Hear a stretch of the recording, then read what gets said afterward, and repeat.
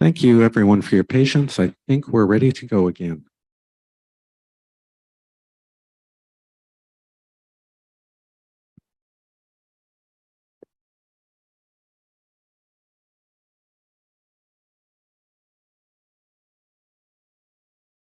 Okay, one final note before we begin the meeting. Your meeting materials include a brief report on last year's HOD action items.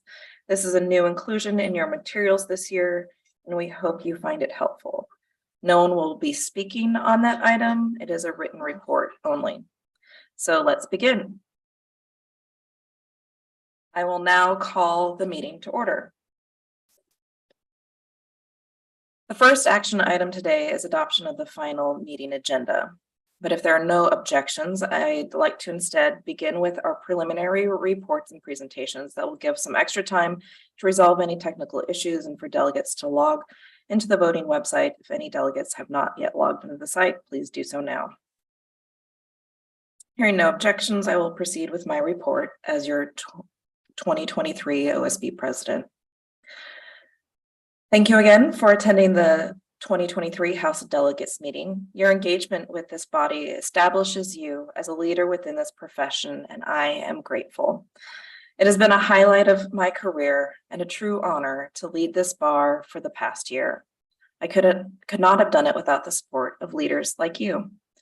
I'd like to mention just a few areas of focus this year, which will carry forward into the coming year, in which I invite your participation. Paralegal licensing. After years of study and the input of hundreds of Oregon lawyers and other stakeholders, the Oregon State Bar is poised to begin licensing paralegals in early 2024.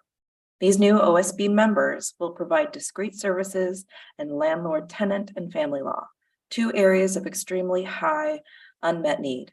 It cannot be overstated what a big lift this was, and I am proud to be part of the bar that is willing to innovate in advance of its public service mission. Licensure pathways.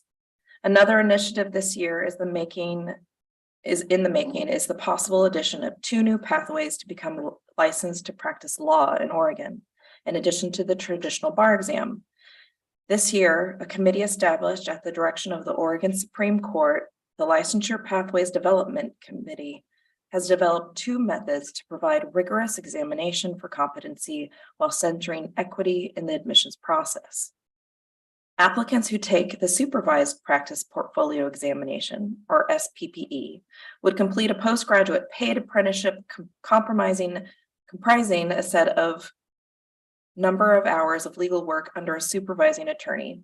Those who take the Oregon Experiential Portfolio Examination, or OEPE, would complete a specialized curriculum in law school that combines experiential learning, externships, and practice-based courses.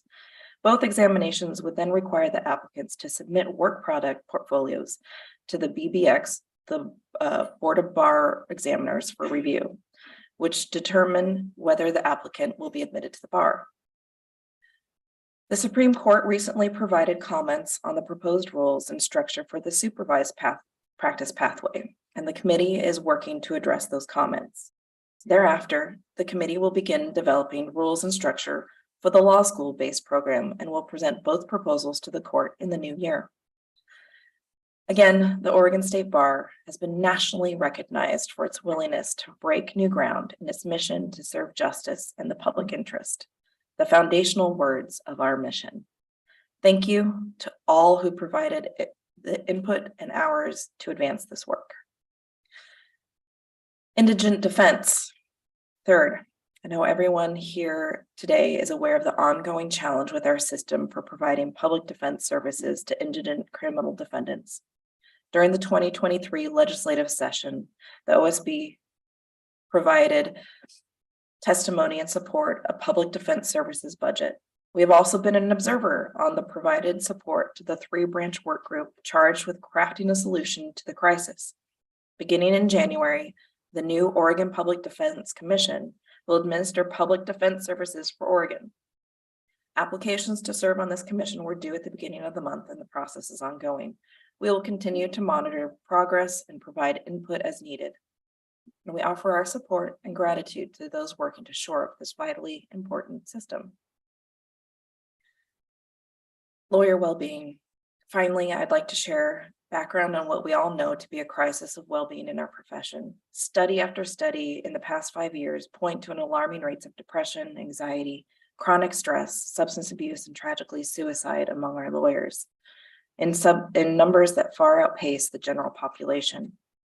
Over several years, Oregon's legal community has explored the crisis deeper. In June of this year, the OSB, PLF, and OAAP presented a well-being report to the BOG. My colleague Tomas Hernandez will present a related resolution to support that report, adopt that report, and continue this work. I hope you will indulge me in sharing some personal perspective, specifically on the area of stigma. Throughout my year as president, I have publicly shared that I've struggled with significant anxiety myself during the phases of my career. This openness, while not always easy, is intentional to the extent that we keep these issues hidden from sight and treat them as taboo. We discourage individuals from seeking help and institutions from seeking change. I have been universally greeted with warmth and gratitude, and it reinforces for me how important it is to bring mental health and well-being into light. I wish to offer my personal thanks to those who served on these work groups and produced the well-being report. It is powerful and thought-provoking. I hope you'll all read it and join the bar in this ongoing effort forward. Now it's my pleasure to introduce Chief Justice Megan Flynn of the Oregon Supreme Court, who is here to present an address on the state of Oregon's courts. Chief.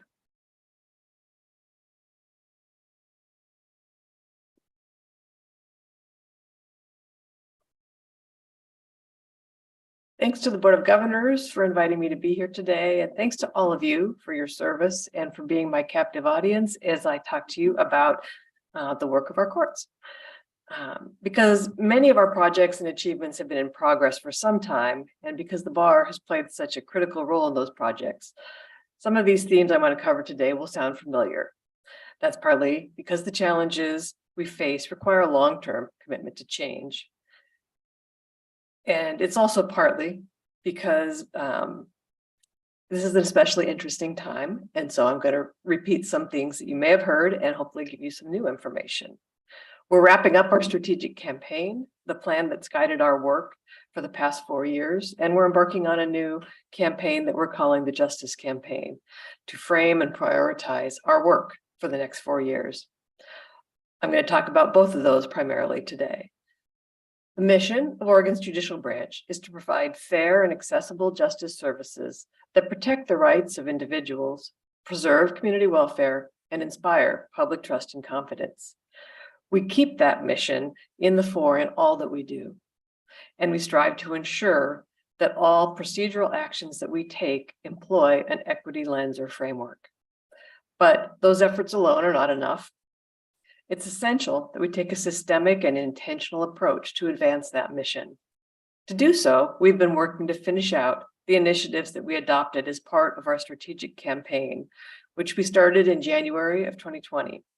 As part of that campaign, we articulated 4 fundamental commitments to the people of Oregon and undertook 19 initiatives related to those commitments.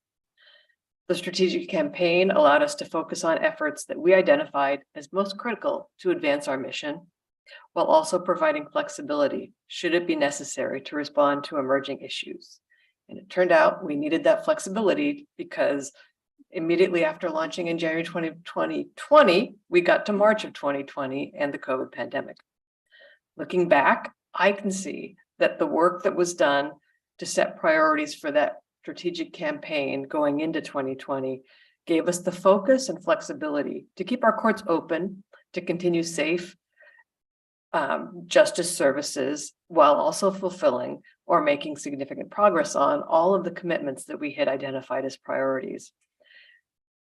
As we come to the end of our current strategic campaign, I've been reporting on those successes to a variety of groups recently.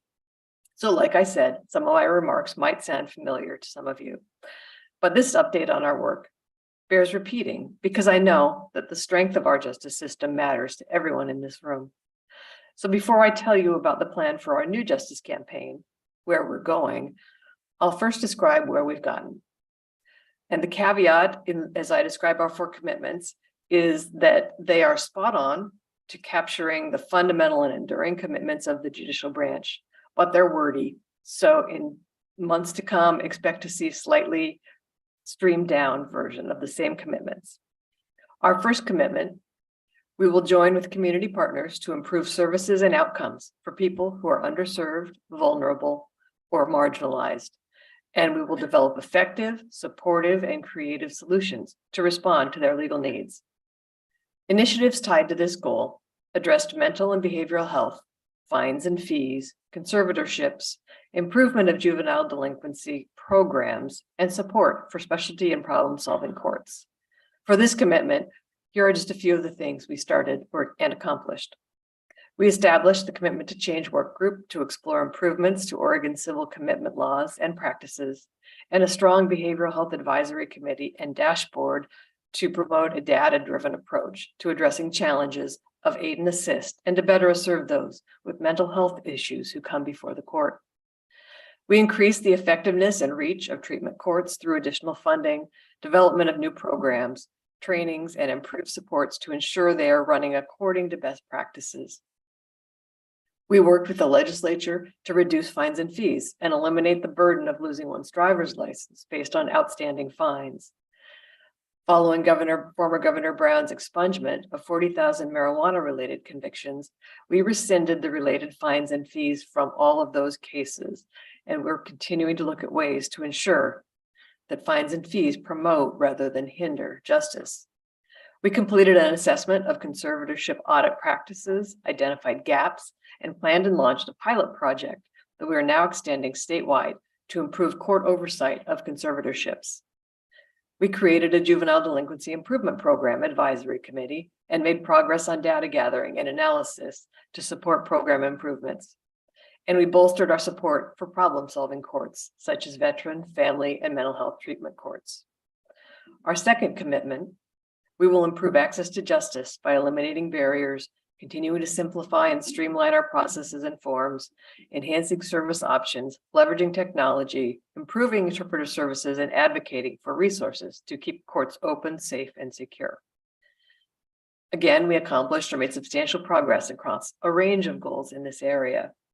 We worked with the legislature to fund statewide centralized services for child support cases and promoted regional approaches for family law facilitation and to share staff access across judicial districts.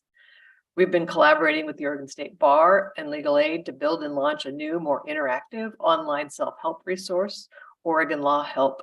That site will include interview-based tools to help people identify, name, and find resources for their legal issues, including information, access to forms, and attorney referrals.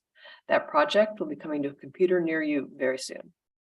We also have worked closely with the bar on the development and approval of the licensed paralegal program. As President Donaldson explained, it's for provide well-regulated representation in the areas of housing and family law, where up to 84% of Oregonians currently arrive to court with no legal assistance. The Supreme Court also gave final approval to that program, and it goes live next year.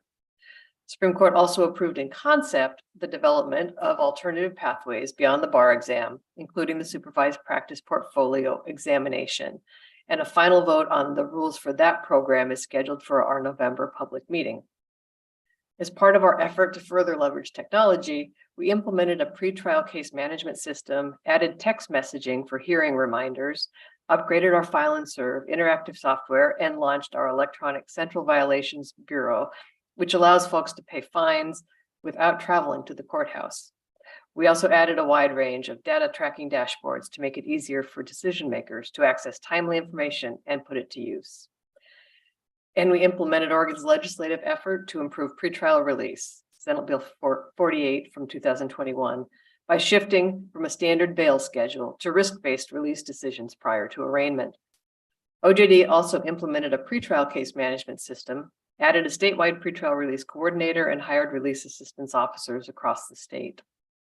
Our third commitment, we will enhance the public's trust and confidence in Oregon state government, including the judicial branch, by listening and responding to the needs of those we serve, holding ourselves to high standards, and communicating the role of our courts in providing justice for all.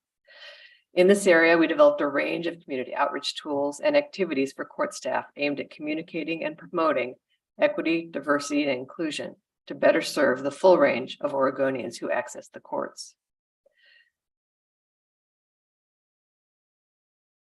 Under the new, I could talk a little bit about the Public Defense Services Commission and the new efforts in that regard, but I feel like I'm going on too long and you've all heard a lot. So I'll get to our fourth commitment, which is we will create a workplace and courthouse culture that is supportive, inclusive, welcoming, and affirming, that embraces diversity and where all people can thrive and are treated with respect and dignity.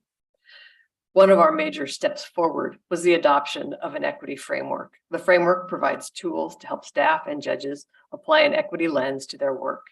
It encourages asking questions in the courtroom and in court operations to consider and include a range of perspectives. For example, in court operations processes and decisions, we're asking who is involved, who is impacted, whether conscious or unconscious biases might play a role, and whether outcomes are equitable, meeting the needs of individuals to ensure equitable access and opportunity.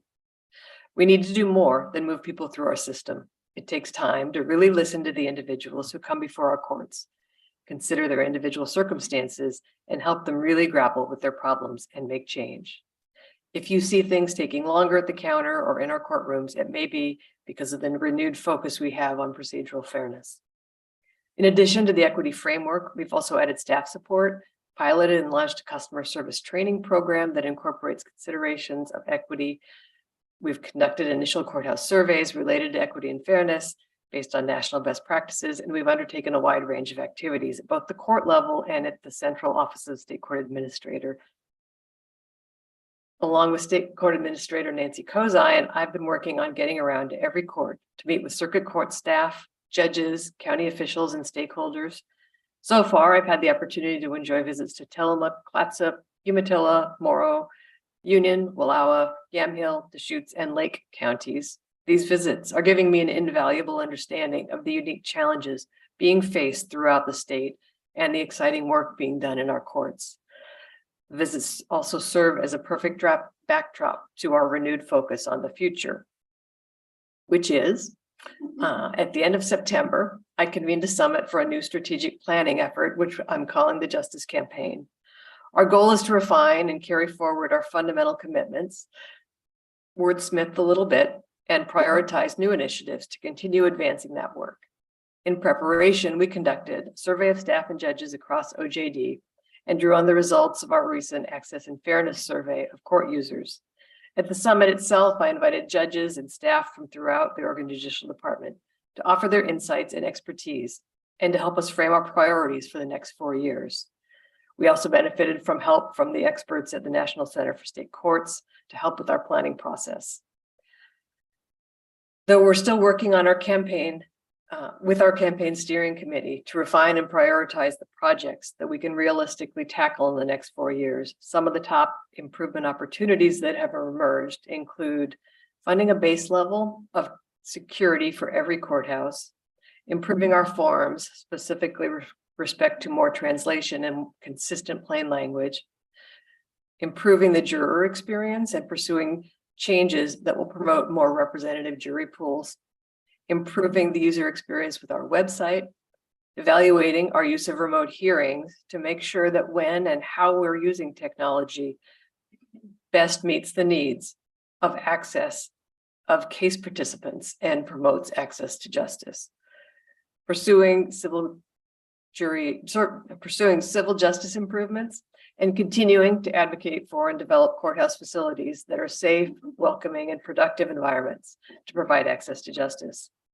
As part of the process of selecting the highest priority new initiatives, we're also convening a first ever statewide online community conversation next Monday evening, October 30th, to learn from those who use the courts what we can and must do better. The event is open to all, but our aim is primarily at those who've had some experience with the state courts in the past year, either as a party themselves or through assisting a family or friend who was a party to a court matter. A link to the information about that session is posted at the top of the Oregon Judicial Department website, main web page, and we've been publicizing the event through our local courts. But if any of you have clients who you think have thoughts to share, please encourage them to check that website with the link to the events page. And folks who can't make the meeting on Monday night will be able to get access to a short survey on the same page that they can answer questions about what's important to them in the terms of the courts. That community feedback will further inform our work as we refine our plans for the Justice Campaign. And you'll be hearing more about the campaign as it takes shape in the coming months and launches in January.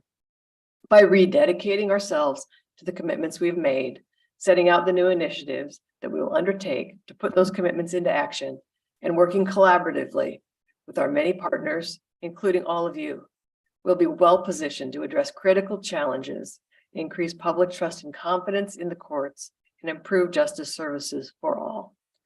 I look forward to partnering with you as we work to uphold access to justice for Oregonians. Thank you.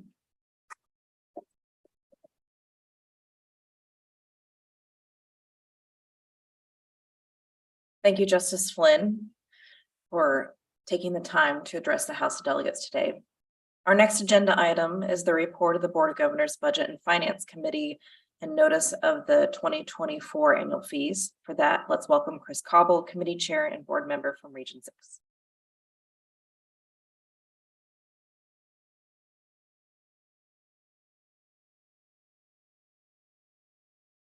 Good morning, everybody. I'm Chris Cobble, and I'm on Board Region 3.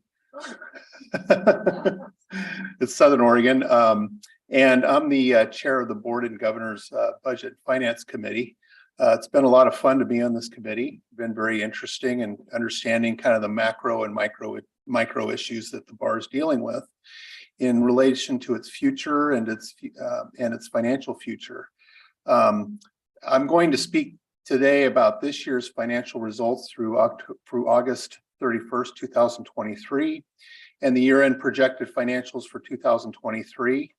I do want to thank our CFO, Mike Williams, who has done a wonderful job and is a wonderful asset to the bar and has made my leadership of this committee very easy and smooth. So when we spoke last year, we projected that inflationary pressures, which we are all noticing, would be transitory and that the higher interest rates would bend the curve quickly. However, that has not been the case, as we know, as inflation continues to be an issue. As we continue to look ahead, inflation remains above the forecasted levels in our prior 5-year forecast. There are encouraging economic signs that inflation is leveling off and decreasing, but there is still the Federal Reserve's target of 2%. And as things stand today, we do not expect the member fee increase in 2025. And of course, we are not seeking a fee increase in 2024.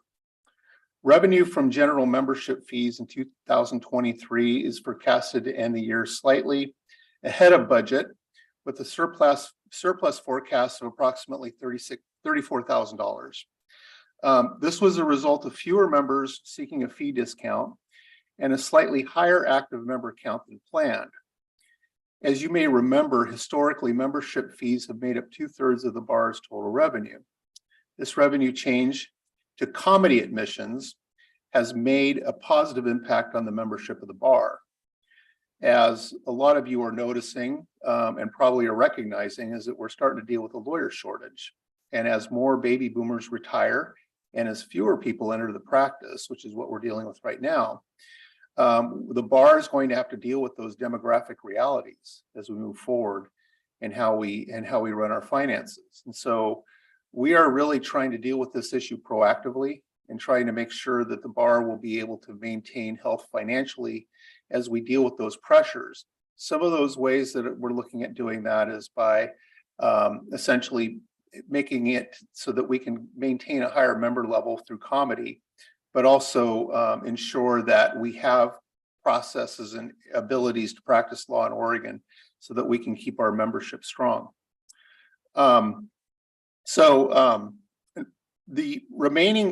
Going back to this, the remaining third of the bar's revenue has not been as strong due to the lingering effects of the pandemic. Revenue from programs such as CLE seminars, legal publications, conference room rentals, and bulletin advertising are below projections, as was anticipated in the second half of 2023 would return to a more normal historical levels. Our total year-to-date revenues for programs is projected to be short of budget by $232,000, excluding all restricted funds. 2022 was the first year that the Board of Governors approved spending from the funds from our unrestricted investment portfolio of funds. $178,000 was used from investments for bar operations this year.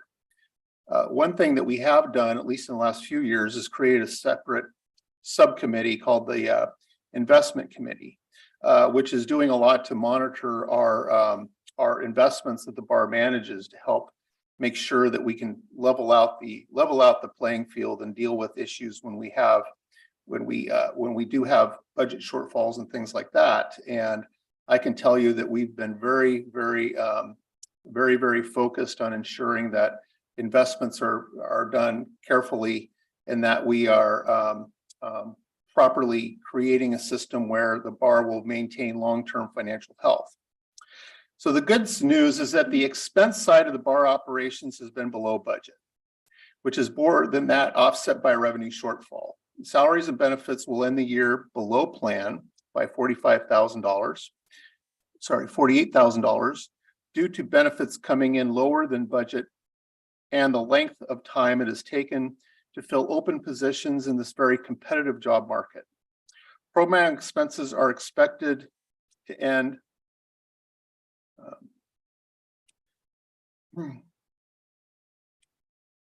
sorry, I lost my place there.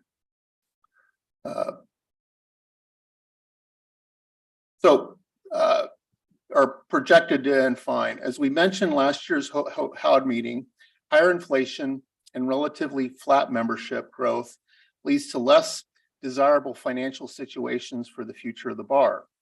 The Board of Governors is keenly aware of the squeeze these issues will cause. Even so, the more bullish market projected for 2023 and the ending forecasted net position for 2023 means an even better budget by $454,000, assuming the stock market remains in positive territory. The overall end of year net cash position forecast for 2023 is estimated to be $341,000 better than even the break-even budget established for 2023. So the bottom line message to you is that the Oregon State Bar is on solid financial footing heading into 2024. The Budget and Finance Committee is thankful for the hard work and dedicated of the management team and the bar's employees who continue to use every dollar wisely to further the mission of the bar. And I'll tell you, before I got on the Board of Governors of the bar, this was actually a fairly significant concern of mine. However, after having spent time on the Board of Governors, I've become very convinced that the bar staff and that the bar really does spend its money wisely, is very keen in understanding the financial pressures that the payment of bar fees are, understanding that the services the bar provides are making sure that they're valuable for the amount of money that people spend for bar dues. So I'm very appreciative and very happy to have served on this committee and served on the Board of Governors. So thank you.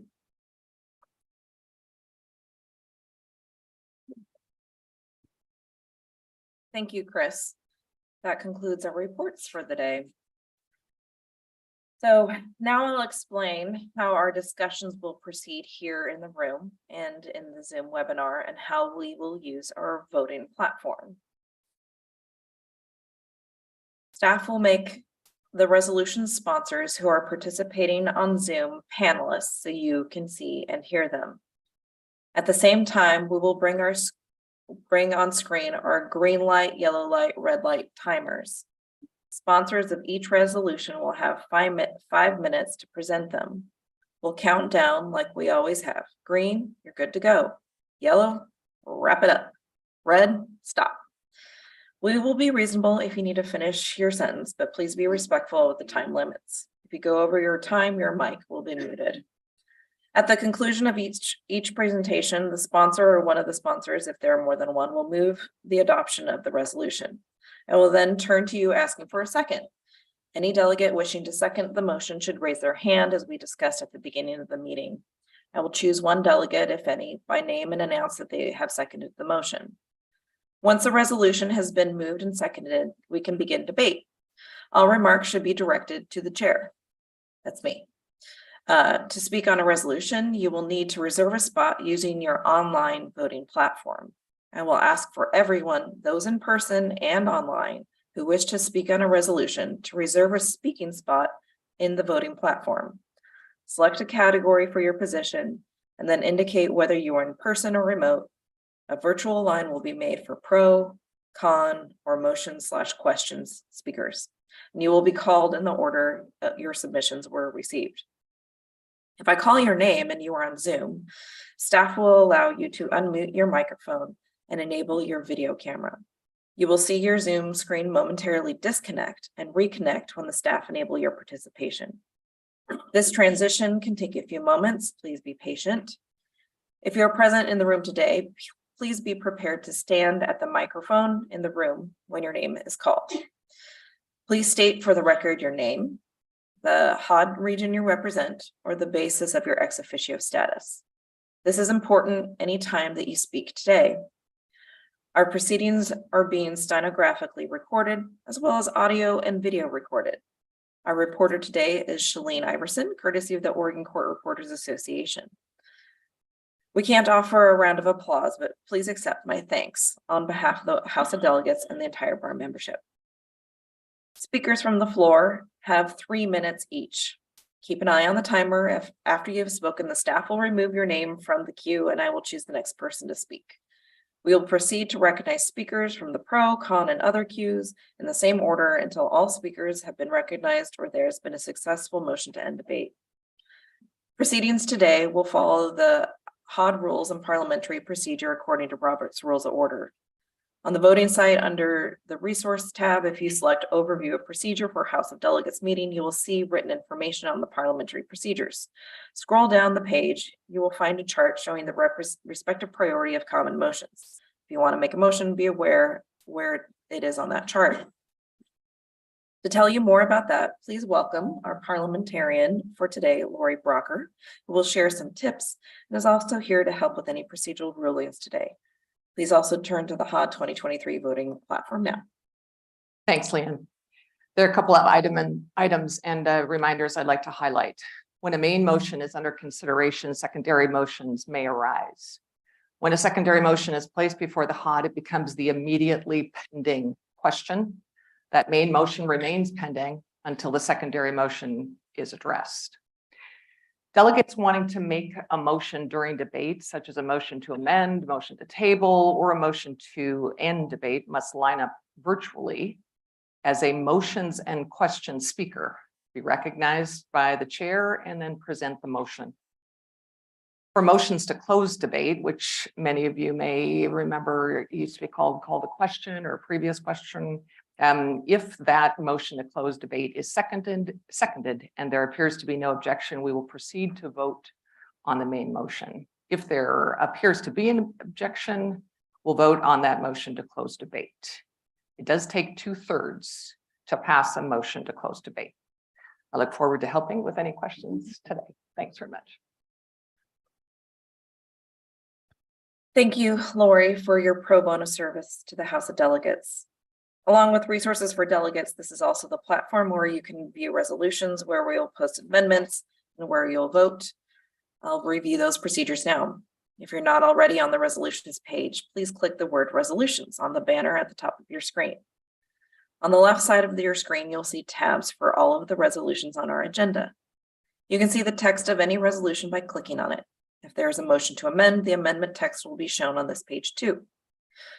For delegates moving an amendment, please email the amendment language to amend@osbar.org, clearly denoting your name, region, and the amended language with the resolution.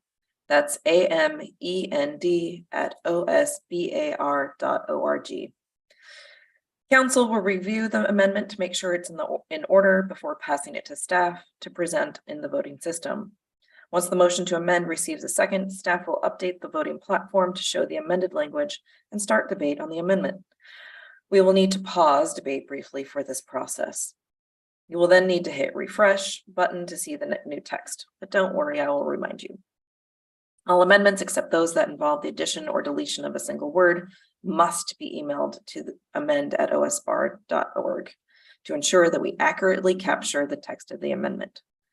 When I call for a vote, refresh the page to see your voting options. Choose yes if you support the resolution. Choose no if you oppose it, or abstain if you prefer not to vote. Click the button to submit your vote. Please note that once you submit your vote, it is final. You cannot go back and change it. Once you have voted, you will be redirected to a results page, which you can refresh to update the results.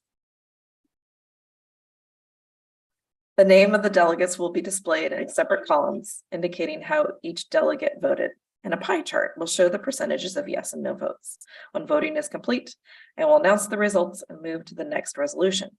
You should also keep in mind that this is a public meeting, and the results on this website can be viewed by the public. For each resolution, amendment, or other motion, we will vote in the same manner, review the results, and return to the resolutions page for the next step. I will guide you through the process each time we have a vote. For now, and for practice, we are going to use the voting system to establish our quorum. If you could, please click on the quorum call tab. Please select the option that indicates you are present and ready to vote.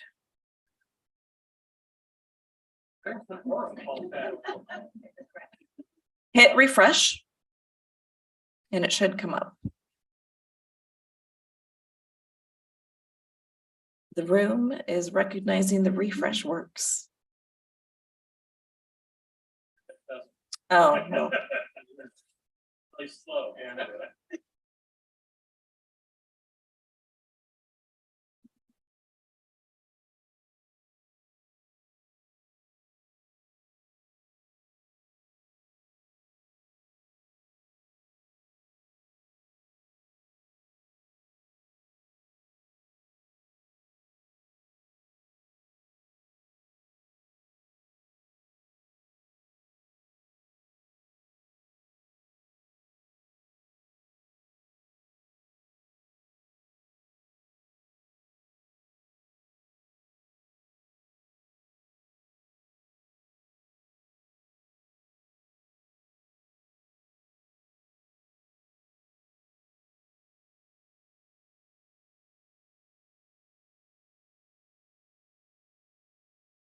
Thank you. We have a quorum. Returning to the resolutions page, our first action item is the adoption of the meeting agenda approved by the Board of Governors. If there is a delegate who would like to make a motion to approve the meeting agenda, please raise your hand now. I recognize John Bachhoffner. Please state your name and voting capacity. John Bachhoffner, elected delegate from. He's from out of state. John Bachner, thank you. Is there a delegate who would like to second the motion? Please raise your hand. Please, I recognize you. Please state your name and your region. Victory Walker, Region 3. Thank you. She has seconded the motion. Now for the discussion, if you want to speak on the motion, click the debate queue button, indicate your position, location, and click submit. I'm going to sit down now.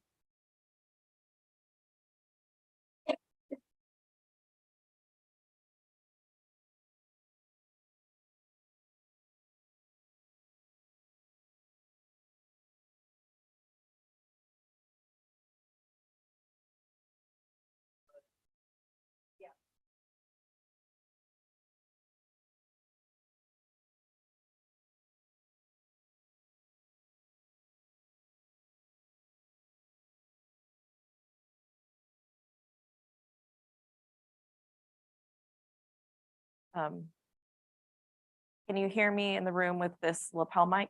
Okay. I recognize Timothy Williams, who wants to speak on the motion to adopt the agenda in the pro column.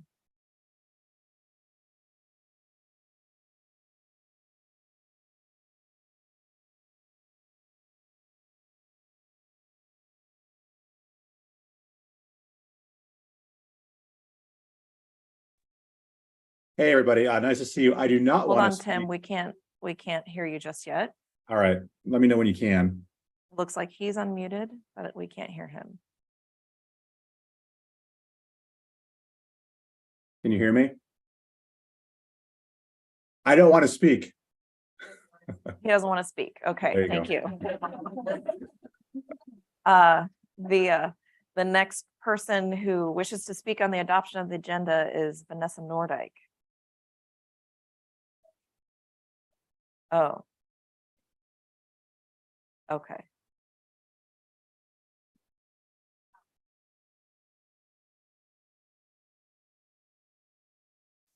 Okay. Just a reminder, you do not need to get into the debate queue unless you want to speak. So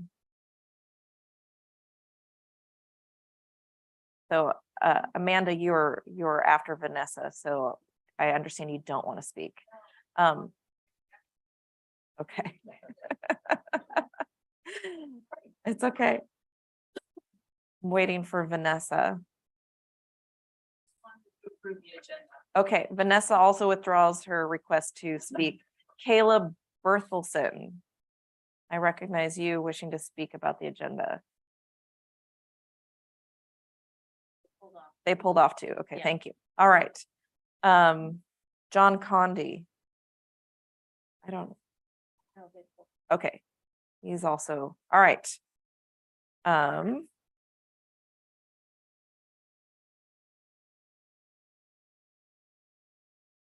With no further discussion, we will proceed on voting on the motion to adopt the meeting agenda.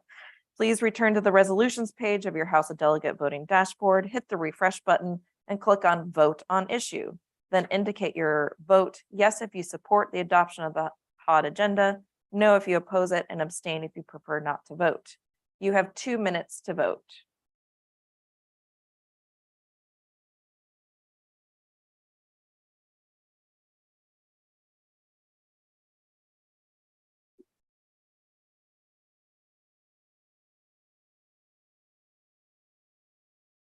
Okay, the vote is not ready. If we could stop the timer. Or not.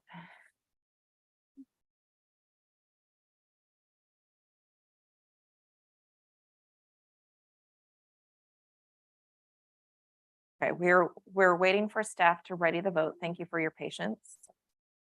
All right. It is now ready. Please vote to adopt the agenda. You have 2 minutes.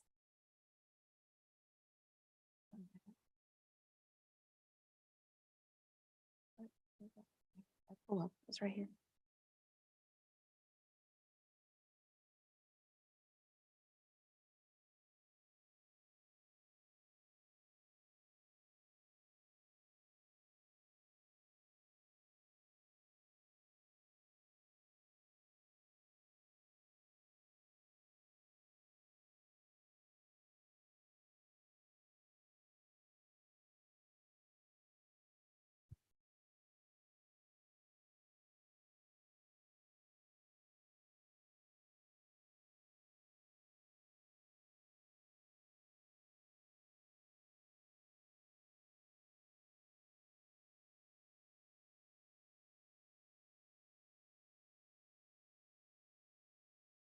Okay.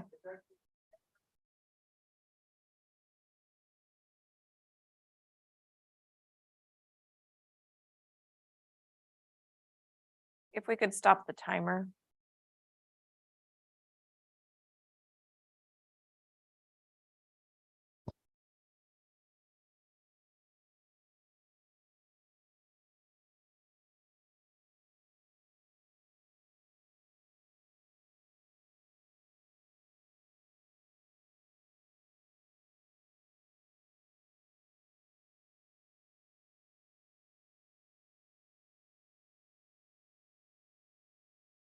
Line, we are having issues with the in-person Wi-Fi voting capacity, so thank you for your patience.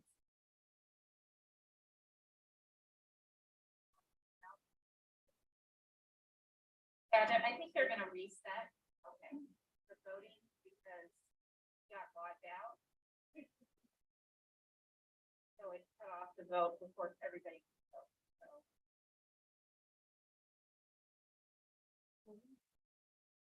Yeah.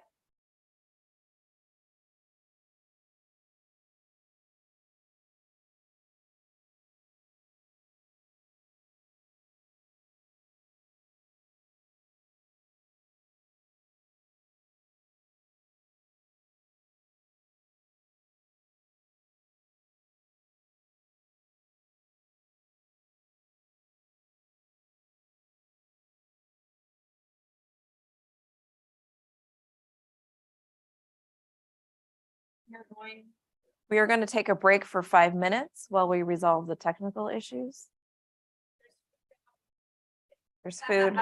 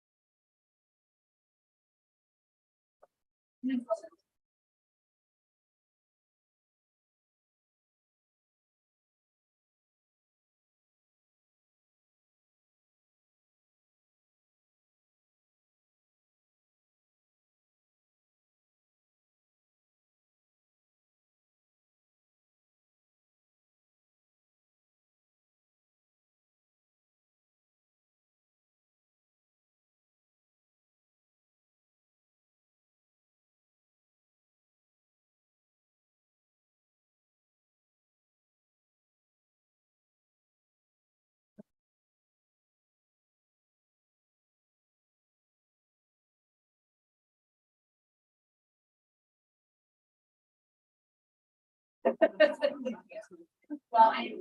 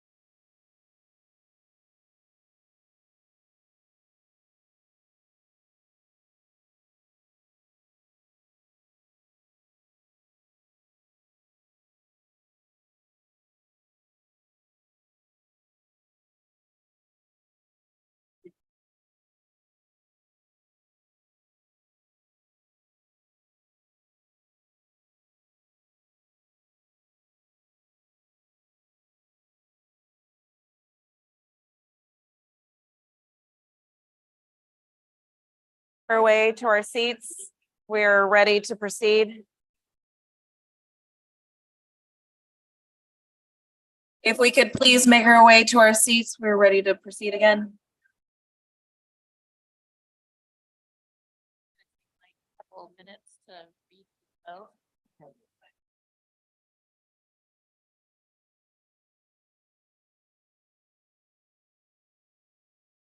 Okay, the internet is ready, but we're still waiting for the voting. So talk quietly at your seats.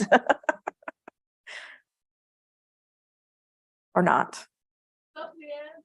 Hey, Kelly. Why did the Scarecrow win an award? Why?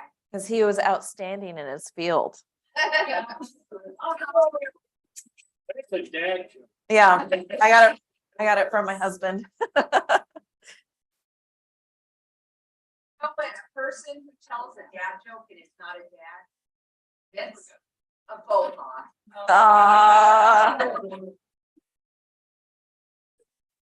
Like that.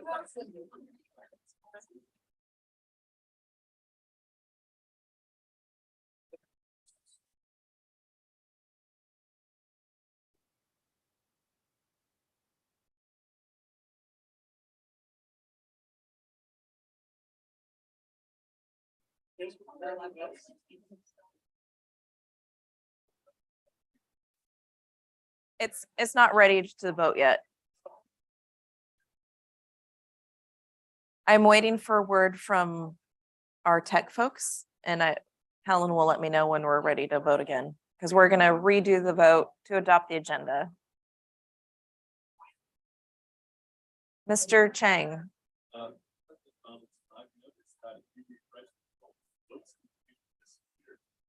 I'm not sure that our votes are being locked in. Right, we're resetting everything and we're going to recall. So we're gonna start all the way over, but not yet. So do not vote right now. You're welcome, Ron. Yes, but then we should still vote in the general elections.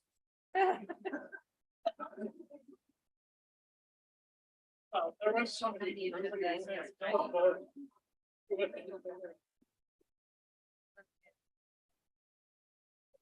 Okay, the voting for the agenda, adopting the agenda is now ready to vote. So refresh your page and then click on the adopt agenda orange button. You have 2 minutes.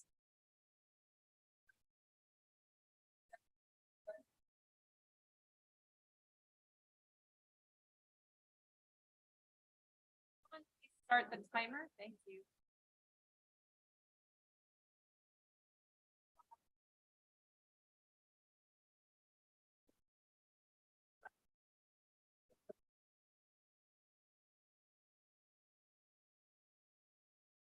And just a reminder, so by our bylaws say that all of our votes have 2 minutes, and that's why the 2-minute timer. And so it gives everybody an opportunity to vote. And I know that in our instant age, we're like, well, we've got enough votes or enough no votes, but it's in our bylaws for 2 minutes. So that's where we are. So it is, think of it as a planned mindfulness moment after you submit your votes. Reflect on your pod duties. And congratulate yourself on participating today. Thank you.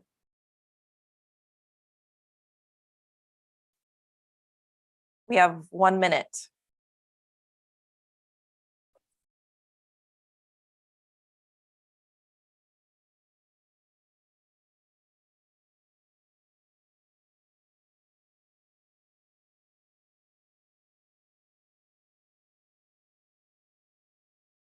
And that 2 minutes gives our server a time to accept all of your attention.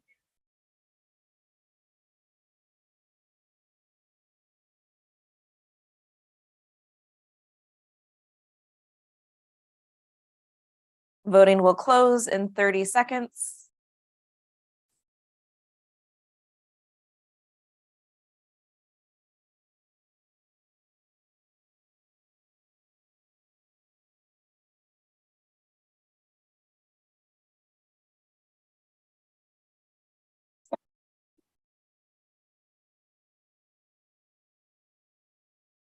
Voting will close in 5 seconds. Please close the voting.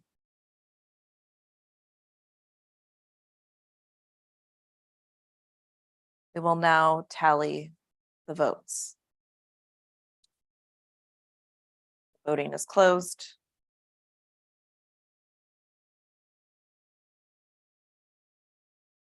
The voting results are ready. Hit the refresh button to see the vote results. The number of yes votes was 147. The number of no votes was 0. The number of delegates who abstained are 0. The motion passes. Back to the resolutions page. Our next item of business is BOG Resolution 1, which will be presented by David Rosen, BOG member from Region 1.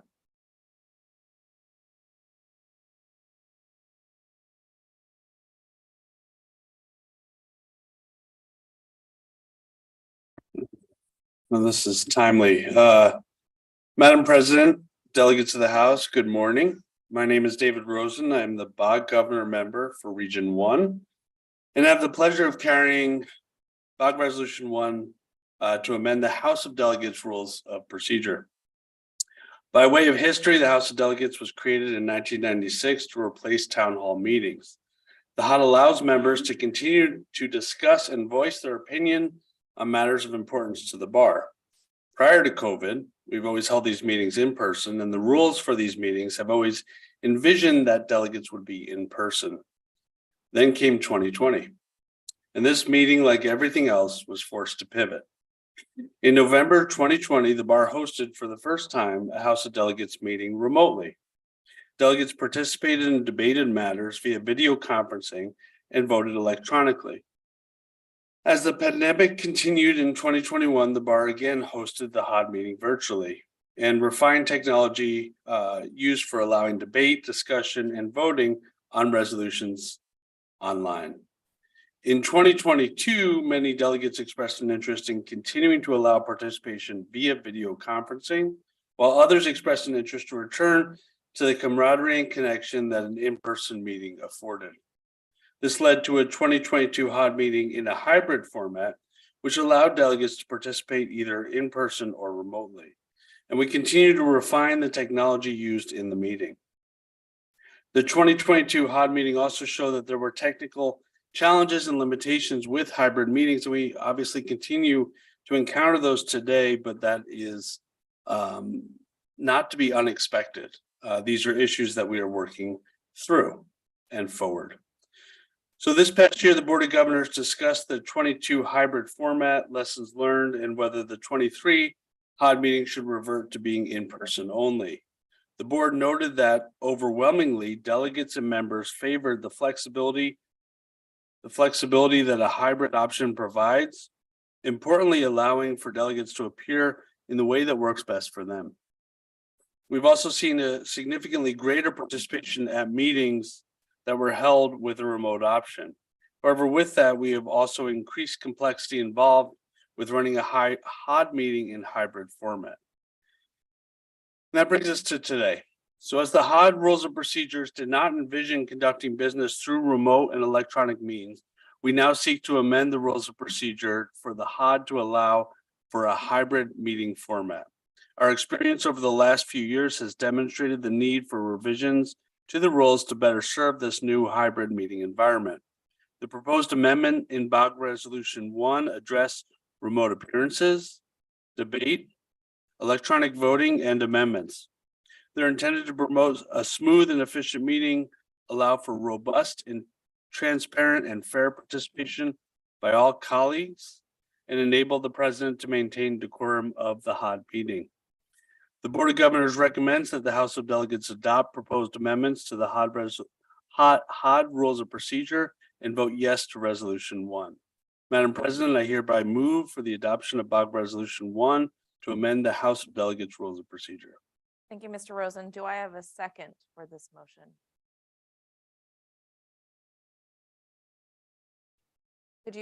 I recognize you, could you state your name and region, please? Justin Kidd of Marion County, he believes Region 6, seconds. Now for discussion, if you want to speak on the motion, click the debate queue, only if you want to speak. Indicate your position and location and click submit.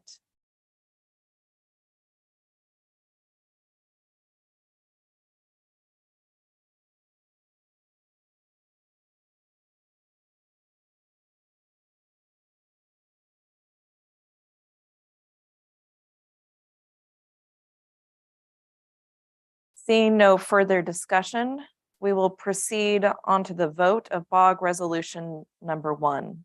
If you turn to the resolutions page of your HUD voting dashboard, hit the refresh button, then indicate your vote. Yes, if you support the resolution, no if you oppose it, and abstain if you prefer not to vote. Again, your vote is final once you submit it. You have 2 minutes to vote. Is it ready? It's ready.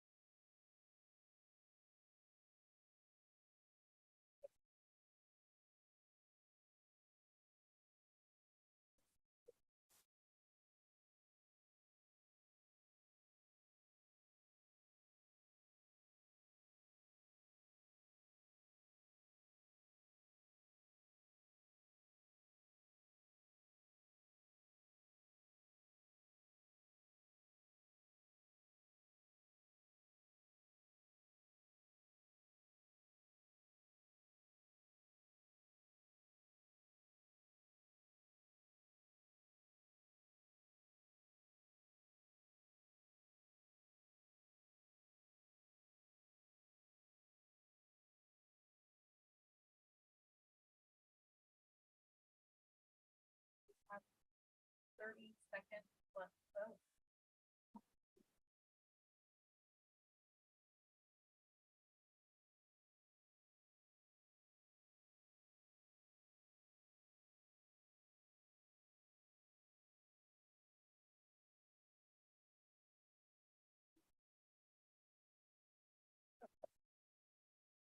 Voting will close in 5 seconds. Please close the voting.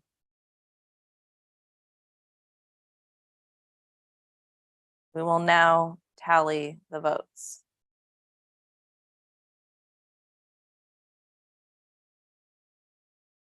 Voting is closed. Hit the refresh button to see the vote results.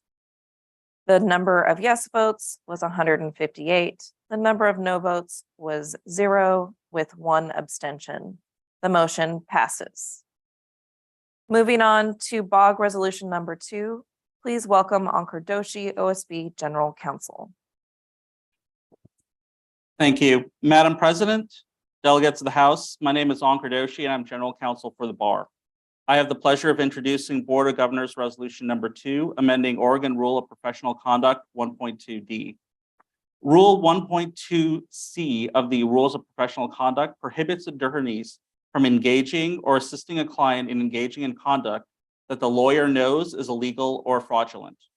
Subsection D of Rule 1.2 was originally adopted by this body in 2014 in order to allow attorneys to advise clients about regulations related to the legalization of cannabis in Oregon.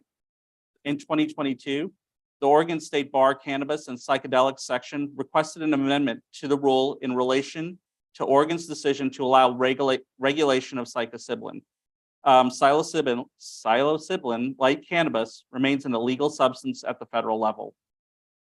The Legal Ethics Committee considered this request, but also looked at a broader recommendation based on the continually changing laws regarding lawful conduct in Oregon as opposed to other jurisdictions. Additional concerns were raised by the committee in relation to the rise of new long-arm statutes seeking to criminalize aiding and abetting actions that are illegal within a jurisdiction, but are legal within Oregon. These new long-arm statutes have targeted reproductive rights as well as gender-affirming care. Attorneys have raised concern that providing advice about legal conduct within Oregon to an out-of-state resident may be in violation of those statutes. In reviewing the concerns, the committee recommended a broader change to the language. The amendments presented in this resolution track the language of subsection C of Rule 1.2 and further clarify that an attorney may assist a client in a proposed course of conduct reasonably believed to be permitted under Oregon law.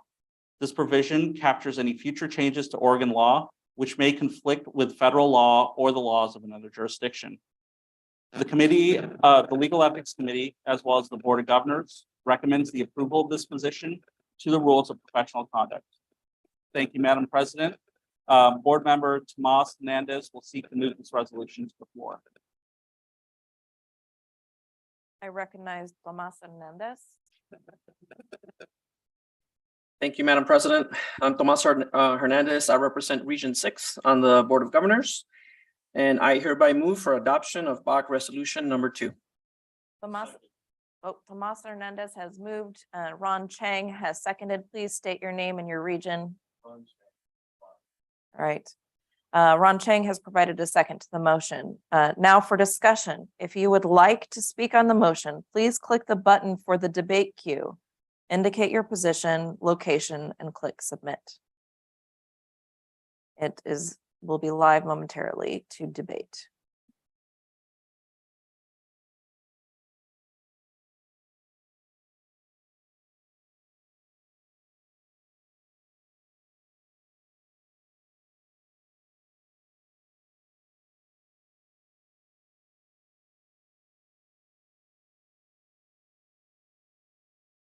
The debate queue is open. If you wish to speak, please sign up.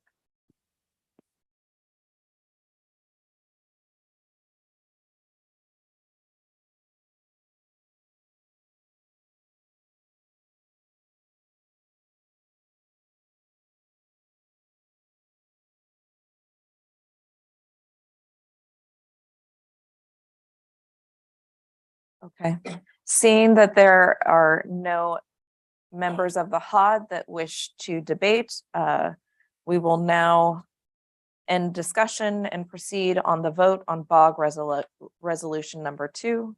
Please wait for a moment while my staff prepares it for voting. Please return to the resolutions page of your HOD voting dashboard, hit the refresh button. And it is now ready to vote. Voting is now open. You have 2 minutes to vote. Again, indicate your vote yes if you support the resolution, no if you oppose it, and abstain if you prefer not to vote. Again, your vote is final once you submit it.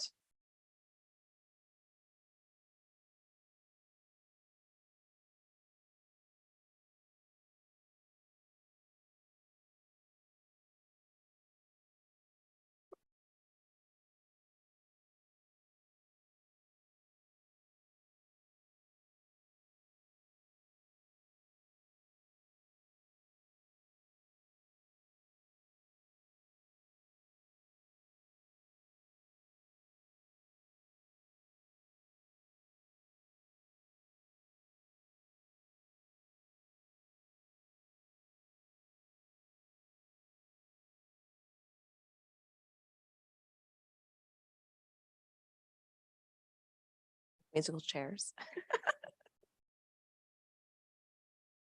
It is nice to know that you just have to wait and relax and let time go by.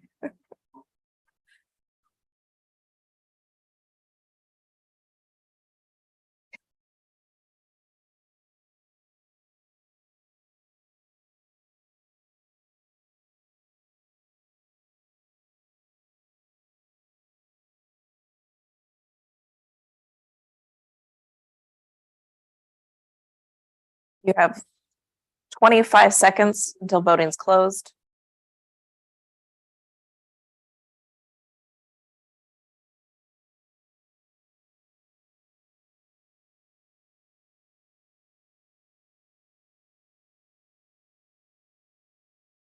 Voting will close in 5 seconds.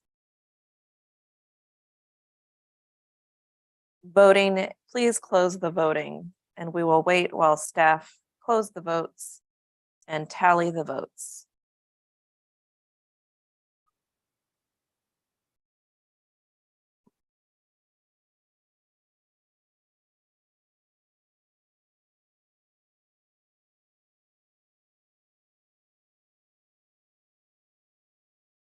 The voting is closed. The results are ready. Hit the refresh button to see the vote results.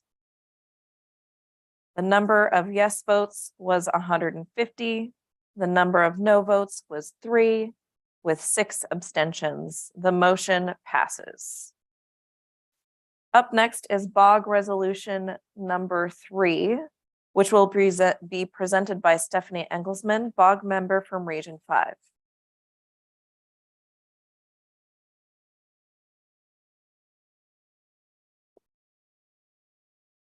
Good morning, Madam President, delegates. My name is Stephanie Engelsman. I am BOG Region 5 and a career public defender.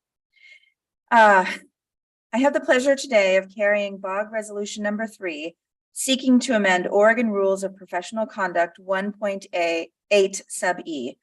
This change would allow attorneys at their discretion to provide charitable aid to indigent clients who the attorney is representing pro bono or without fee paid by the client.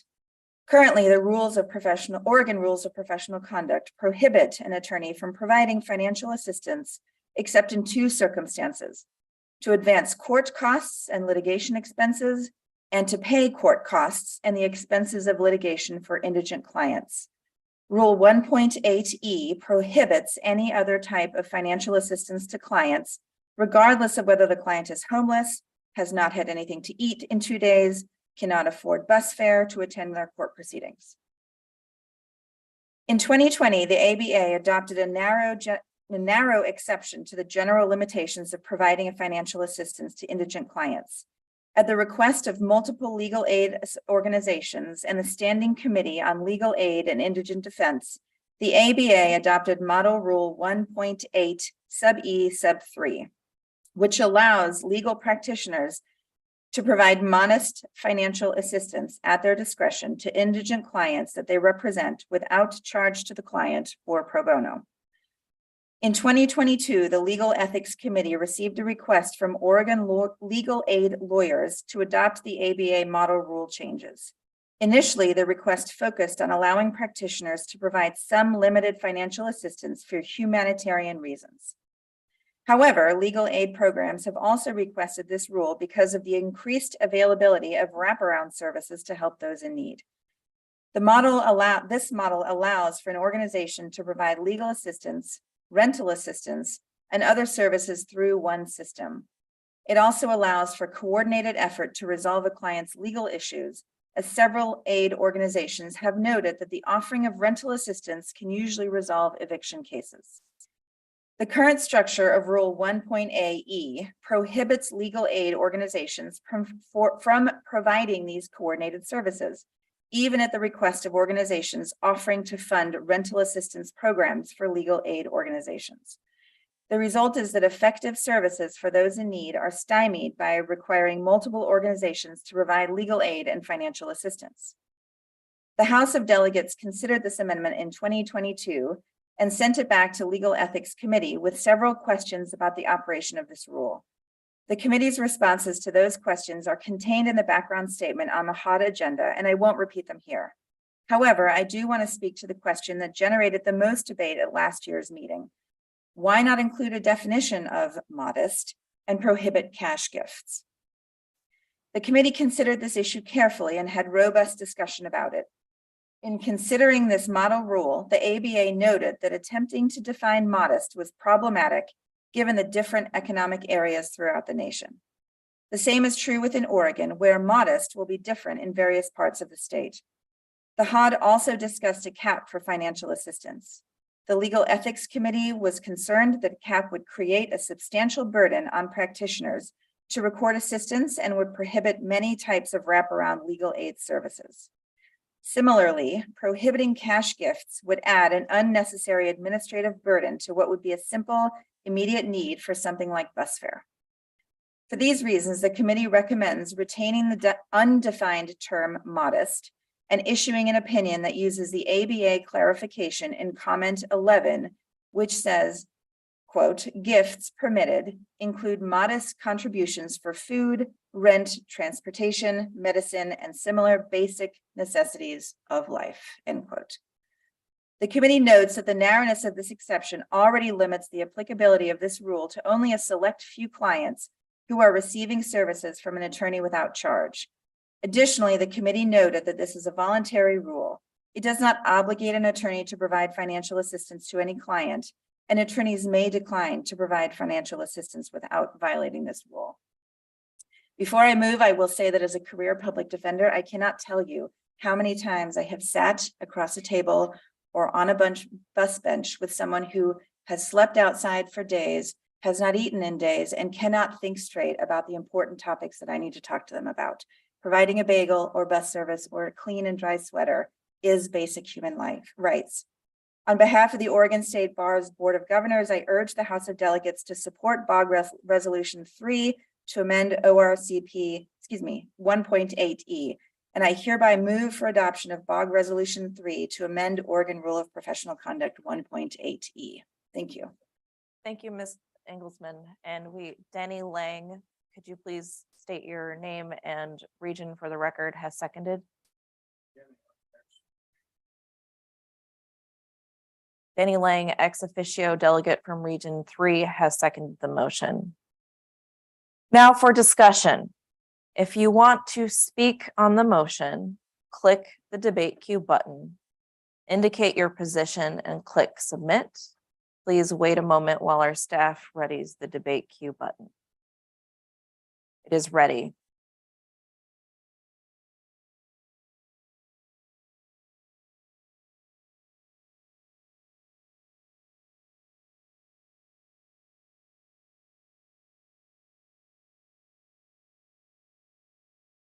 The chair recognizes Victory Walker.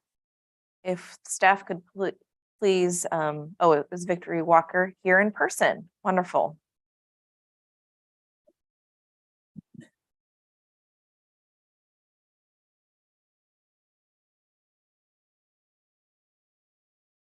Good morning, Victory Walker, Region 3, elected delegate. I also am a career public defender. And last year, any of you that were here, we had a very strong discussion of this issue. And I initially started in favor of it. I was very excited about the proposed resolution. And then by the end, with all the rules that were suggested, it cut the life out of it. And I ended up ultimately voting against it. I want to say today that I commend everyone that worked very hard on this project. And I appreciate all the people who volunteered their time and debated this issue, because now it is an issue that I can full-heartedly 100% get behind. As a public defender, as you said so well, Stephanie, this is a really hard issue for us because we see this every day. And we need the ability to be able to help our clients without running afoul of our ethical obligations. I urge you to vote for this. Thank you. Thank you, Ms. Walker. Nicholas Yankar, I believe you're remote. You wait while staff makes it so that you can speak to the room.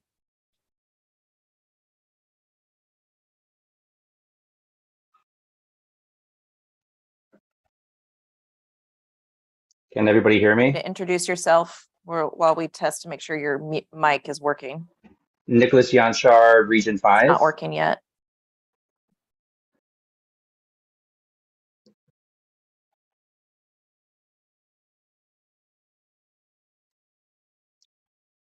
Nicholas Yanchar, Region 5.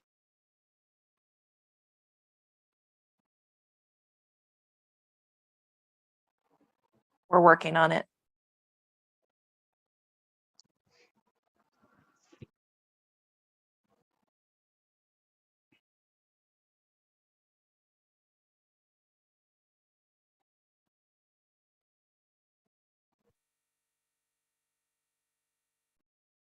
Nicholas Yanchar, Region 5.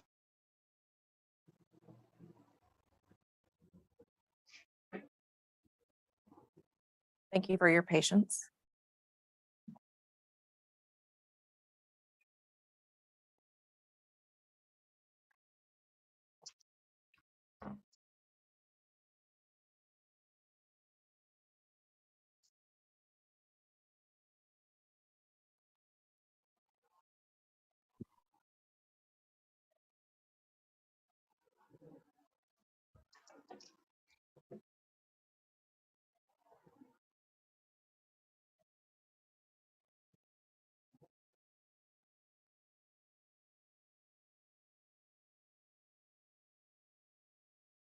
All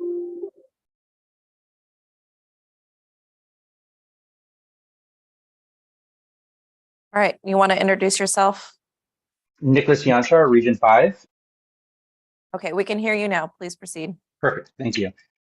Yes, I'm speaking out against this resolution. Last year I had done as well, and I want to say I commend the looking into the issues that we had brought to light last year that caused it to go back to committee. I'm still having the same concerns as I did back then, and I'm going to just refresh there and urge everyone to vote against this. Although I looked into the reasoning more, what was provided as to why modest was not defined, and I still have concerns about it. Modest is still going to be a very subjective opinion into what that means and how much that entails. As we know, clients sometimes talk to each other. We get referrals from past clients all the time.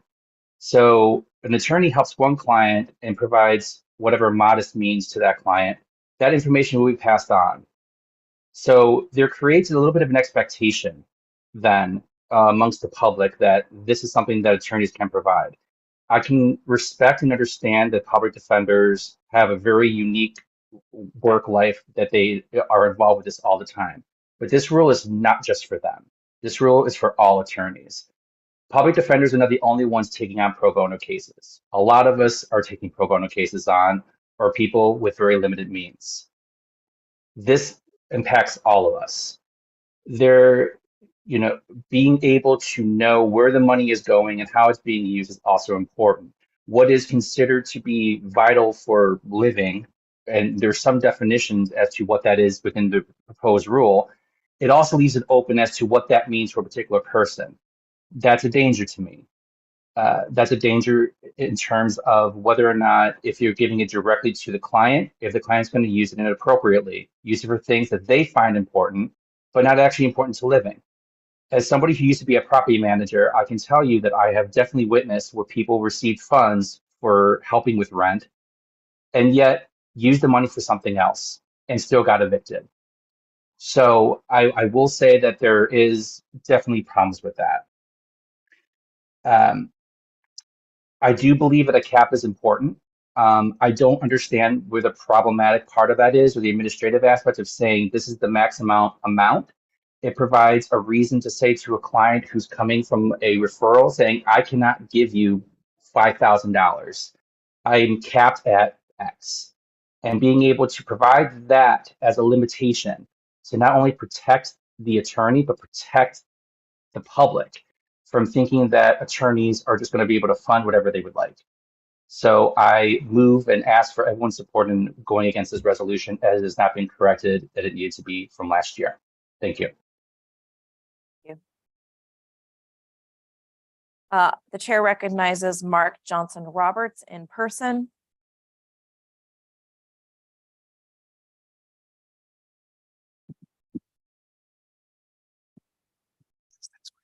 Thank you very much.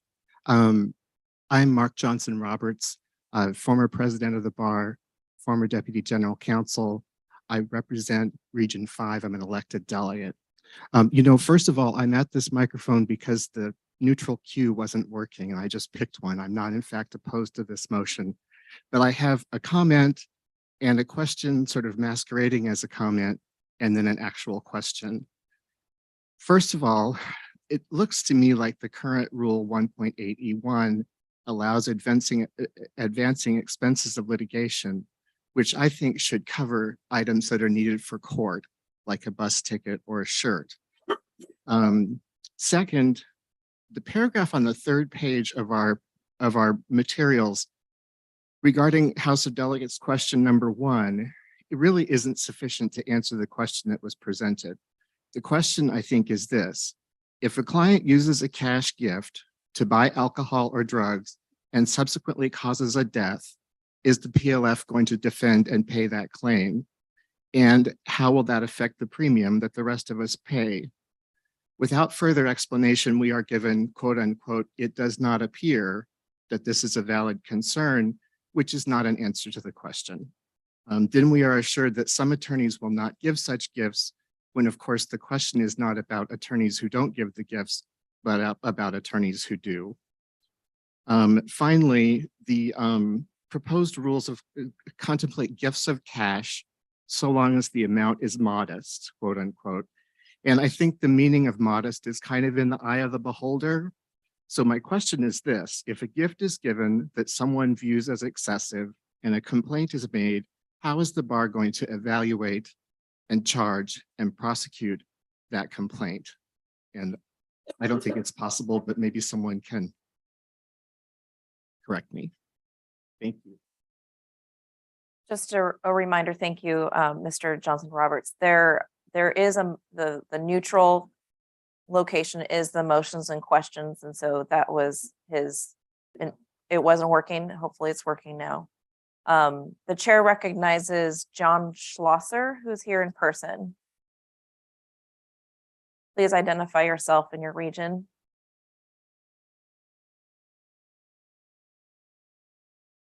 Morning, everybody. John Schlosser, Region 5. Could you? Yeah. Sorry, Region 5. I'm going to keep this short, but if an attorney has a problem with people coming with an expectation of money, in the immortal words of Nancy Reagan, just say no. It is a complete sentence, and that should be the end of the discussion. Thank you.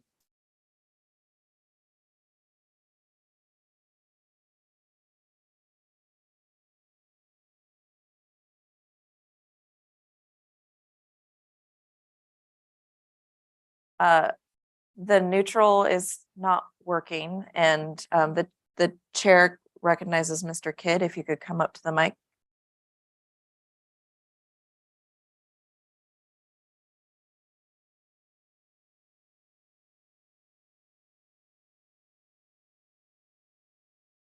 The staff is working on the motions questions column. Hi there, Justin Kidd, which I now know is Region 6. Thank you. So I have a question about this. I wasn't privy to y'all's discussion last year, but so I'm a judge. I see eviction cases, and so my question is, what if there's the melding of the roles of both the advocate and the provider of the resources, because the providing of resources is actually a dispositive thing in the case. I wonder what happens with the privilege, right? Is the court allowed to inquire within that relationship? Is the other party entitled to inquire within that relationship? I'm concerned, and I just haven't thought about this very much, but I'm worried that if we mix those roles, we could set ourselves up for some really sticky stuff in the court. So that's my question. I don't know the answer.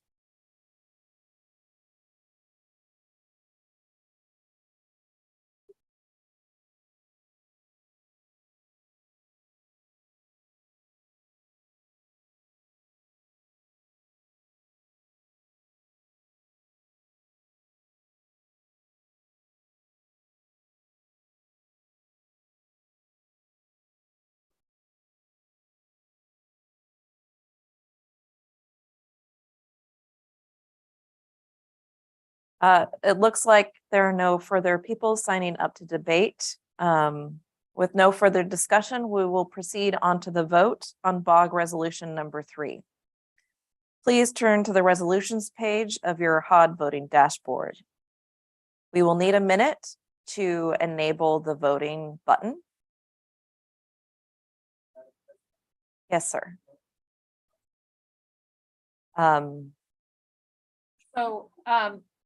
A question about legal privilege is not a question that we are in a position to answer. And a question about how discipline might prosecute a case for which we have no facts is also a question that we can't really answer. So I don't think the PLF is here and represented. We provided the information that we got from the PLF that was based on the question that we had at the time. So to recap, because I don't think your mic's on, Mr. Johnson Roberts asked about the questions that were presented, and the bar is not in a position, and the Board of Governors is not in a position to provide answers at this time. And with the PLF questions, what we provided in the materials is what was provided by the PLF when we gave them the resolution. The voting should be close. Not right just yet.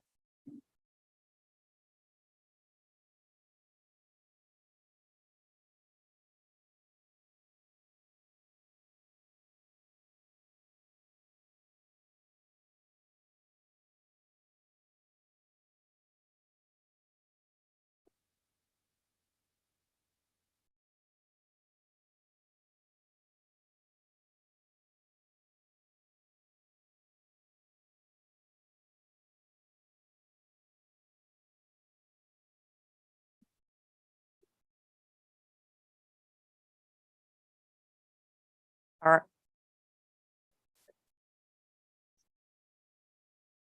It looks like I'm able to vote, so the vote is ready. Please indicate your vote. Yes, if you support the resolution, no, if you oppose it, and abstain if you prefer not to vote. You have just under 2 minutes.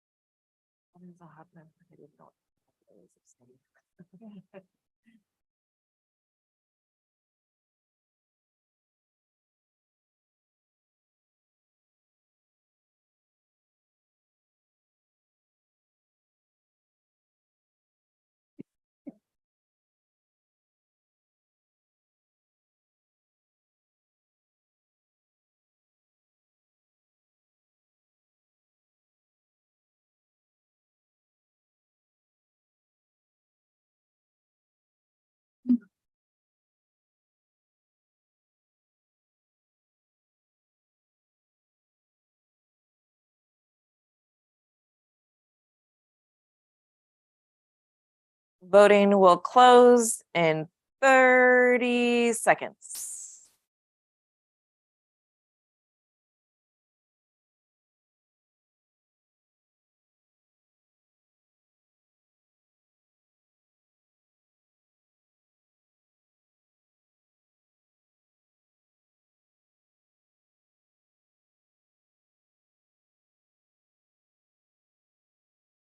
Voting will close in 5 seconds.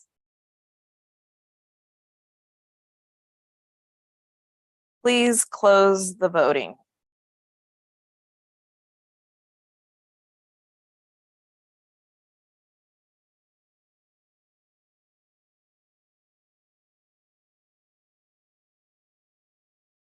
Voting is closed. We will now tally the votes. Please hit the refresh button to see the vote results. The number of yes votes is 101. The number of two votes was 39, 2 votes. The number of no votes was 39. The number of delegates who abstain are 19. The motion passes.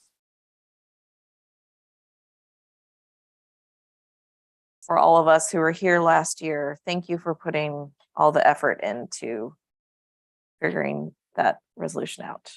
We will now proceed to BOG Resolution number 4, which will be presented by Elizabeth Inayoshi, BOG member from Region 4.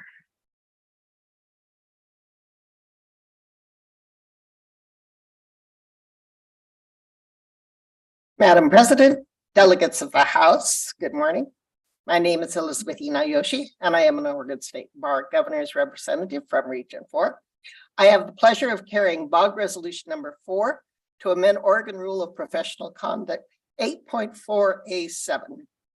This body adopted Oregon RPC 8.4A7 in 2015 after substantial discussion and debate.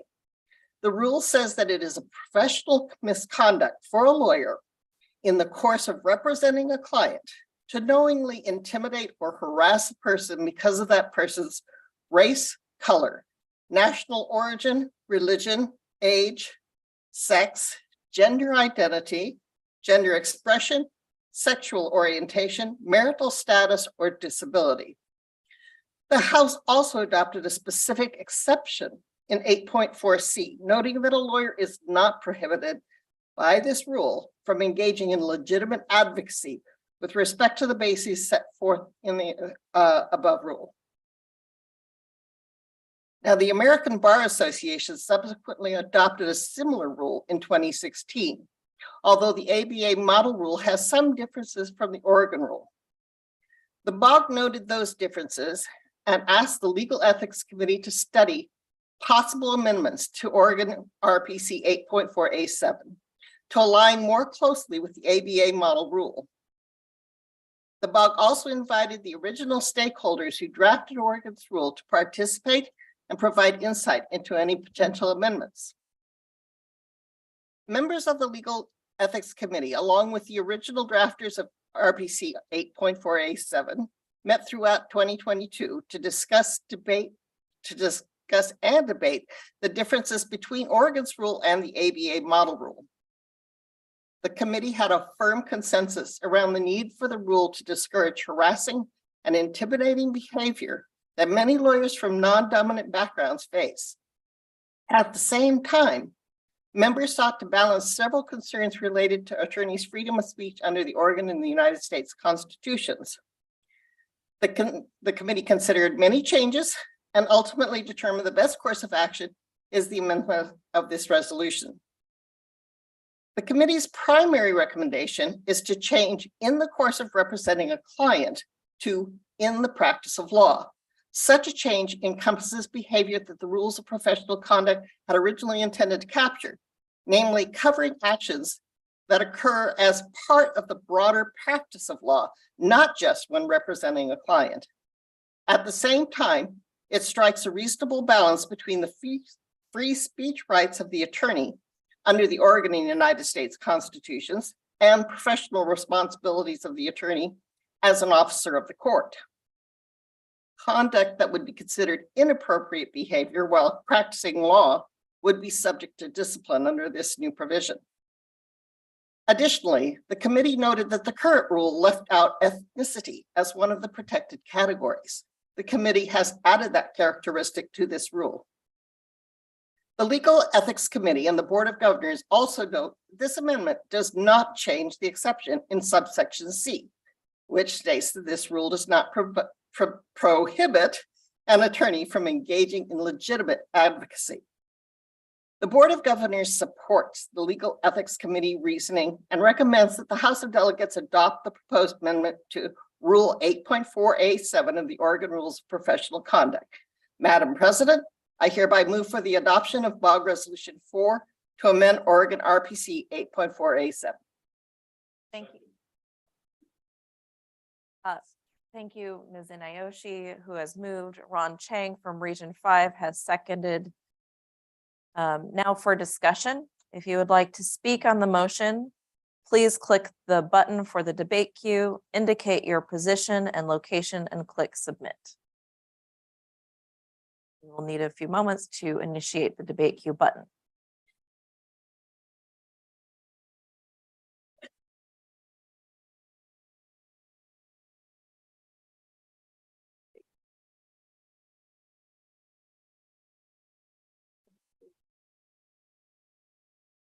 Okay, just to let you know, the debate queue is open, but the neutral motion question option is still not available.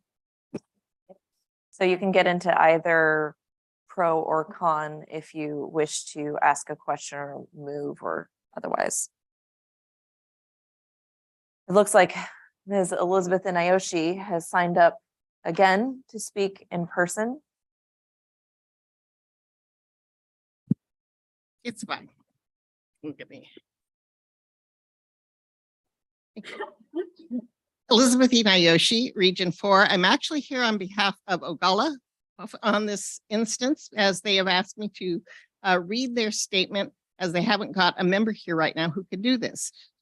So Ogalla, Oregon's LGBTQIA plus Bar Association, supports OSB Board of Governors Resolution 4, proposing changes to RPC 8.4A7 as follows. And it is noted here that it's the change of in the practice of law from the in the course of representing a client. If adopted, this change would bring the Oregon rule into conformance with the current ABA model rule and provide that attorneys should treat everyone they encounter in the course of their practice of law with professionalism and respect. We agree with the ABA that discrimination and harassment by lawyers undermines public confidence in the legal profession and the legal system. By prohibiting discriminatory and harassing behavior by attorneys in all professional contexts, the proposed modification to the language in Rule 8.4 will help protect the integrity of the legal profession and the legal system in Oregon, while preserving the important and legitimate role of attorneys as advocates. Because this change will further promote equity, inclusion, and access to justice for all Oregonians, Ogalla encourages the Board of Governors to vote in favor of Resolution 4. Thank you. The chair recognizes Chris Cobble in person.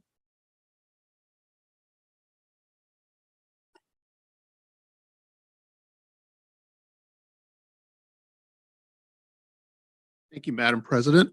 Mine is sort of more or less a qualified pro in the fact that I do have some concerns insofar that, in my opinion, the practice of law is pretty much almost everything I do. I mean, it's when I'm at church, it's when I'm representing or involved in a nonprofit organization, and so that's a very, very broad area, and it's also included in my employer. So I think one of the things I want to make sure we understand and be concerned about is how measures like this can be used and weaponized and potentially in litigation. And there are clearly, all of us have clients in which there's disputes as to whether or not there's been discriminatory behavior, whether it's been intentional, things like that. And I think that we need to be very careful and understanding about how these kinds of ethics rules, especially when we're talking about really broadening it, how it can potentially be weaponized on either side. And I come from a family with very broad, different ethnic, sexual backgrounds. So I guess what I'm saying is I'm speaking in support, but with a real warning that we be careful about how we apply this rule, that we make sure that we do it in very clear cases in which there's very clear, no question, intimidating, harassing behavior, and that we ensure that this does not become a weapon in litigation. Thank you, Mr. Cobble. With no further discussion, I do see remote Wendy Killington. We take a moment to set them up to speak.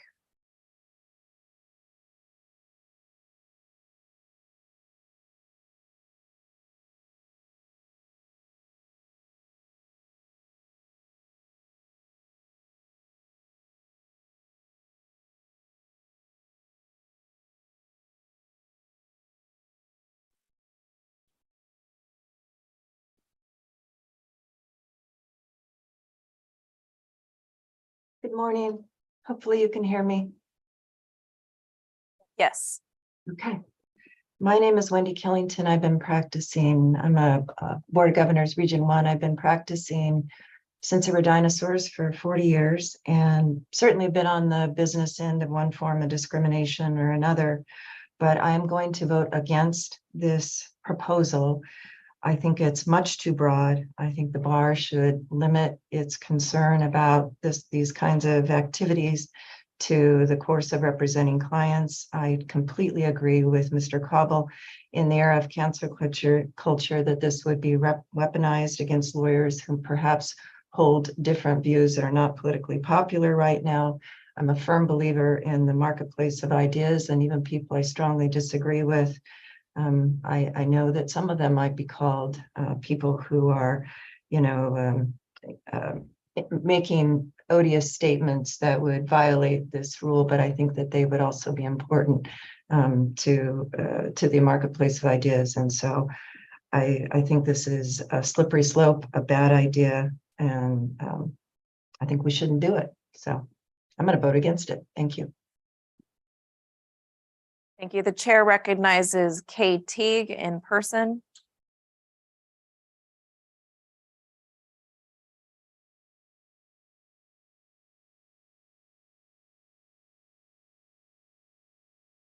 Kay Teague, Region 4.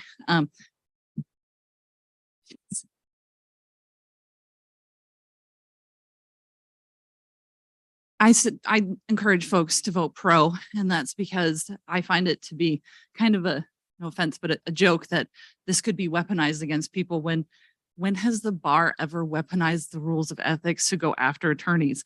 And frankly, the ethics rules have already been weaponized against me as a woman all the time by men who can't handle the fact that I'm a confident woman practicing the law, doing absolutely nothing wrong.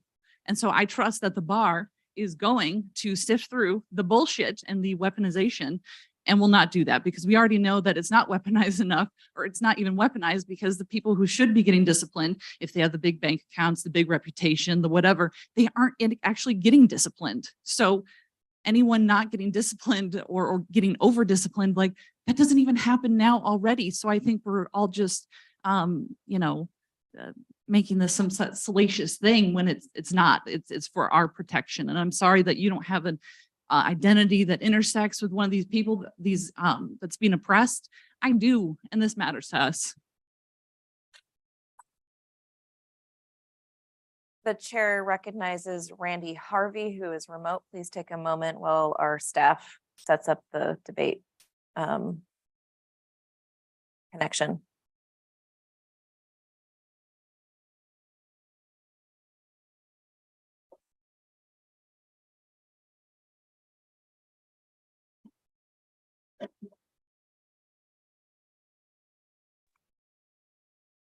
Randy Harvey, Region 4. Our law firm represents a lot of cases in discrimination, harassment on these very topics.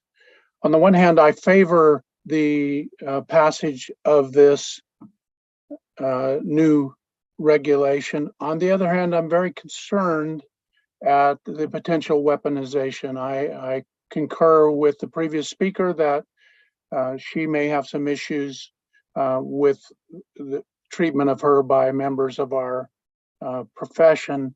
My concern at a time in our nation when we're looking around and we're seeing attorneys being removed from positions because of their statement in favor of Hamas, or attorneys being removed from their position because of their statements in favor of Israel.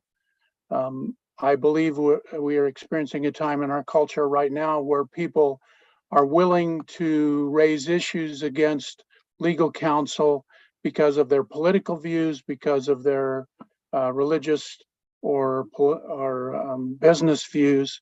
And I'm very concerned about it. I do support this memo or this change in the regulation, but I concur with my colleagues who have expressed a concern about these kinds of regulations further placing our profession at risk for inappropriate targeting. I would urge you to vote in favor of this, but I would urge as well, that we very carefully consider the things that we're doing in support of our profession, and not to silence those who may have an alternate view or alternate position on these kinds of issues. Thank you. Thank you, Mr. Harvey. The chair recognizes John Bachhoffner in person. You can make your way to the mic, please.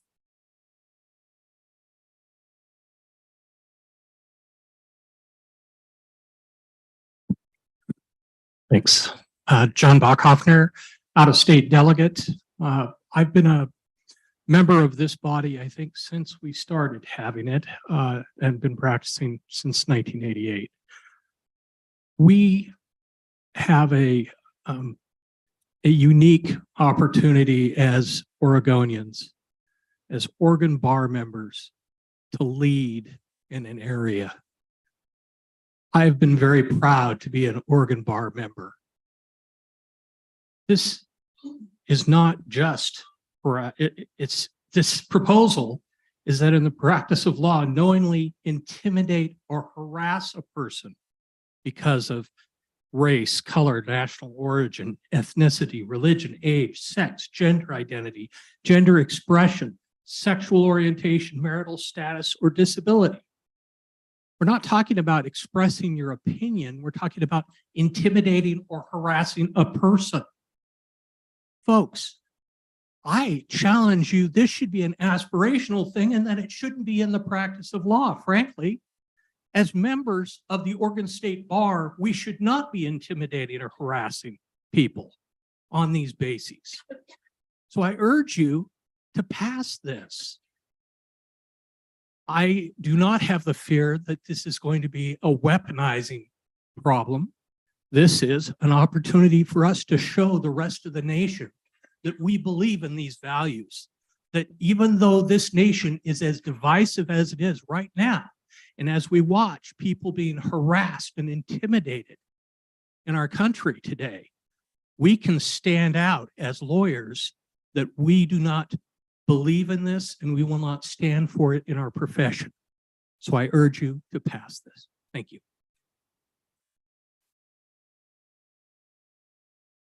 Thank you. The chair recognizes Janae Bly, who is going to appear remotely. Please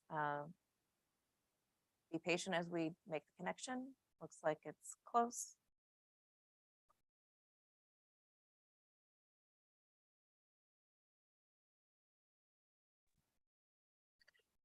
Hi, this is Janae Bly. I'm Region 3. I'm an elected delegate. Can you guys hear me? Yes, we can. So I'm urging people to vote yes on this. Look, the point of this is not to stymie people's opinions. What you believe really should have no bearing on how you treat people in the course of your legal practice.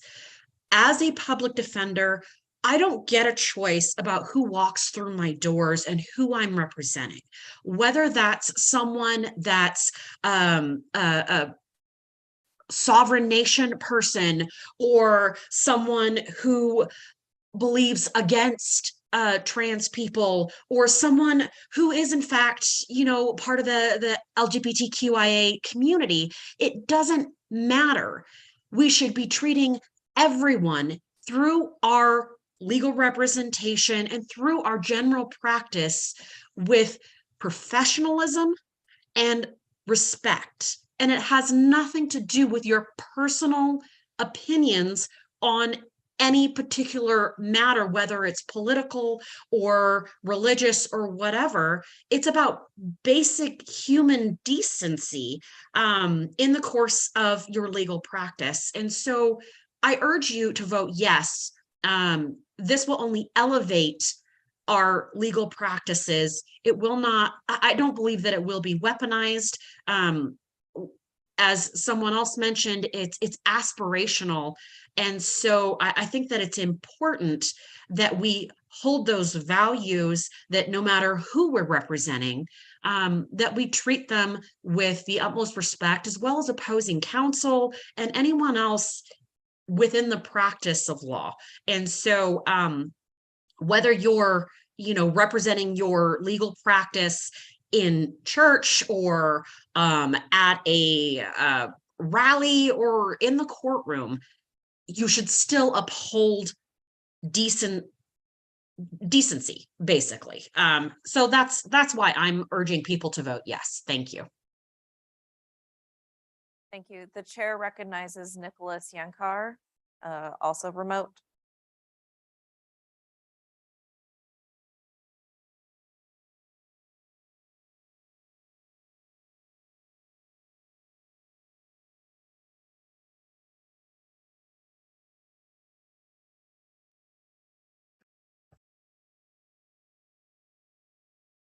Can you hear me?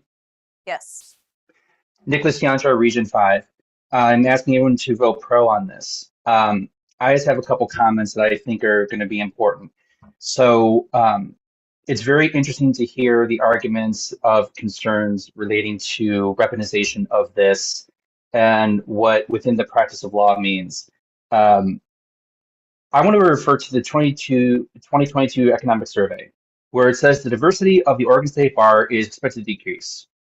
I'm quoting off the top of my head right now, but I want to say that diversity is, based on that survey, was about 10% of the bar, maybe 15% of the bar, with the rest of being white. I'm bringing that up because I'm in the LGBTQ community as well, so I support what Ogala had said. But hearing about the concerns about representation of something like this is a complete confusion based on when I was speaking last and spoke against the modest means. And I say that because that was a virtual signal. By us passing that, it was showing Oregonians, hey, we see this as a problem. Here's the thing. This is also a problem. And now we're sitting here worried about weaponization of it. It's very interesting to hear the counter argument with it within 30 minutes of each other. I will say that I know a lot of people in Portland specifically who are non-white, working in law firms, who are experiencing many, many different things. And within the practice of law means you're practicing law. Your opinions outside of that are your opinions. And, maybe this is a question we should be asking, ethics to look into, whether or not you're practicing law if you're going to church, or you're practicing law if you're going out for a drink with a friend. I would not look at that as practicing law. To me, practicing law is when I am an attorney, but I don't 24/7 wear my attorney hat. I'm also Nick Yanchar, and there's times when I'm not an attorney. But regardless of that, regardless of who or what you do in the practice of law, any of those protected classes should not weigh in on anything you do. It should not affect your representation. It should not be discrimination or harassment. You should not be going after somebody because of it. It's just basic human decency. So I urge everyone to vote pro on this. I don't understand why we're debating this, but we are. So I felt like I needed to talk because I am within one of the communities that is right now protected within that. So thank you. Thank you. The chair now recognizes Christopher Rounds, who's remote. Wait while we connect you.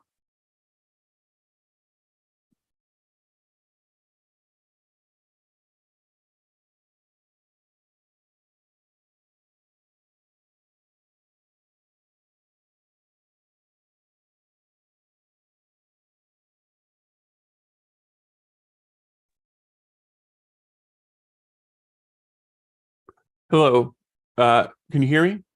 Yes. Okay, great. I'm not con, I just clicked con because I couldn't click motions. I moved to end debate. Okay, there has been a motion to end debate. We need a second. John Bachhoffner has seconded. Is there any opposition to ending debate?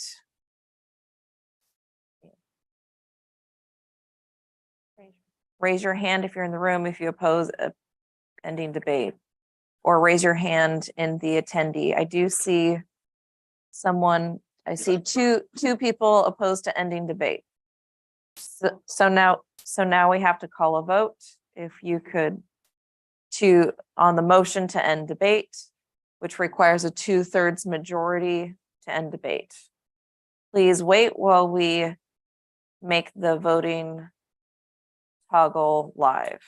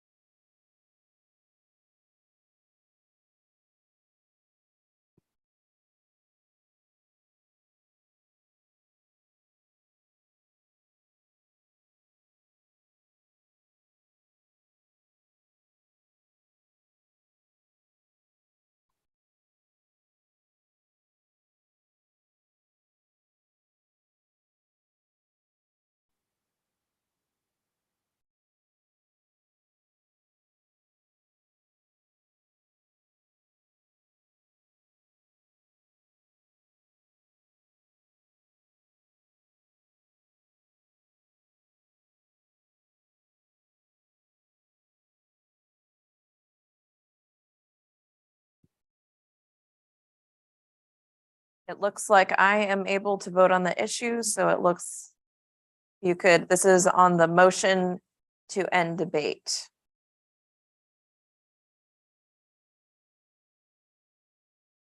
You have 2 minutes to vote.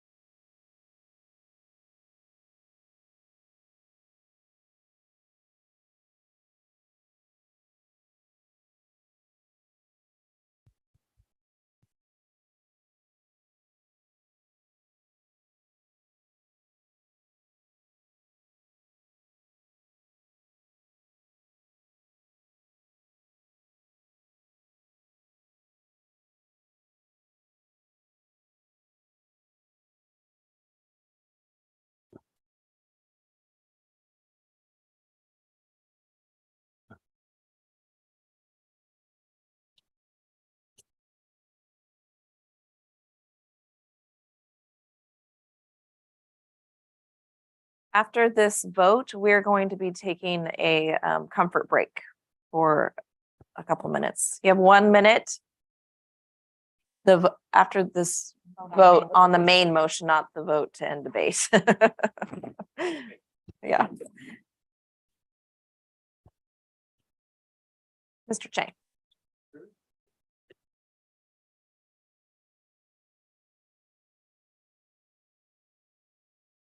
We're working on it. We're aware of it and we're working on it. Thanks. You have 30 seconds left to vote.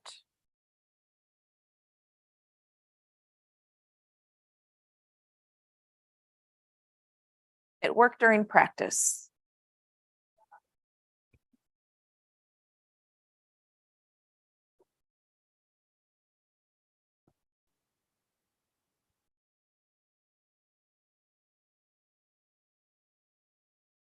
Voting will close in 5 seconds. Voting, please close the voting. Hey, buddy.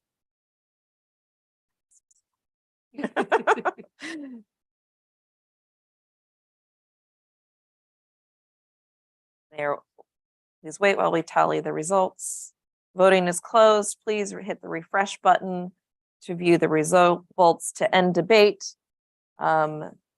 Yes votes are 129, no votes are 20 with 9 abstentions. I think my math is good enough that that's 2/3 to end a debate. So debate is now ended. We will now vote on the motion to adopt BOG resolution number 4. Please wait while staff refreshes the voting button. Return to the resolutions and refresh the page.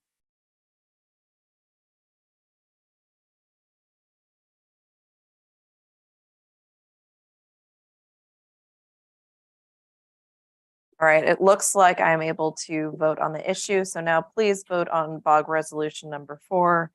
yes if you support the resolution, no if you oppose it, and abstain if you prefer not to vote. You have 2 minutes, a little bit less than that, so.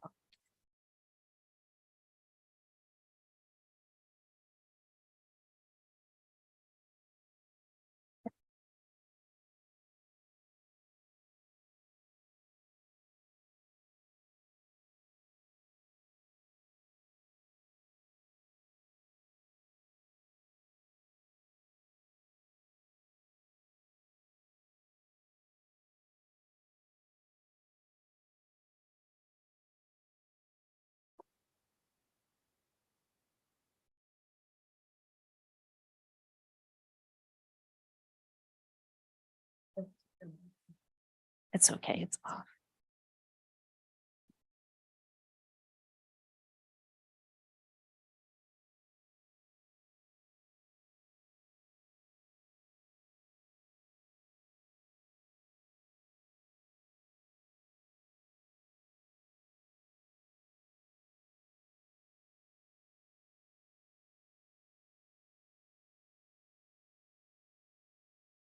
Hi.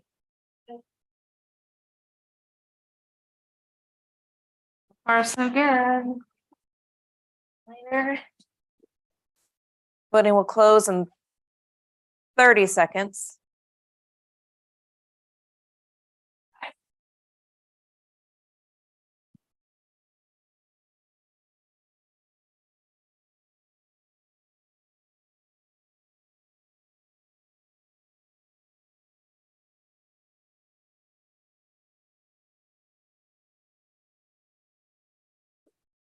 Voting will close in 5 seconds.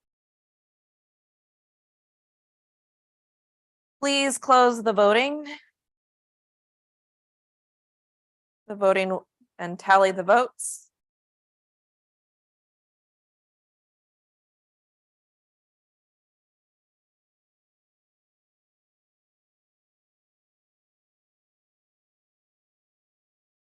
Voting is closed. Hit the refresh button to see the vote results. The number of yes votes was 131. The number of no votes was 14. And there were 9 abstentions. The motion passes. And it is now 11:20. We will take a 5-minute comfort break.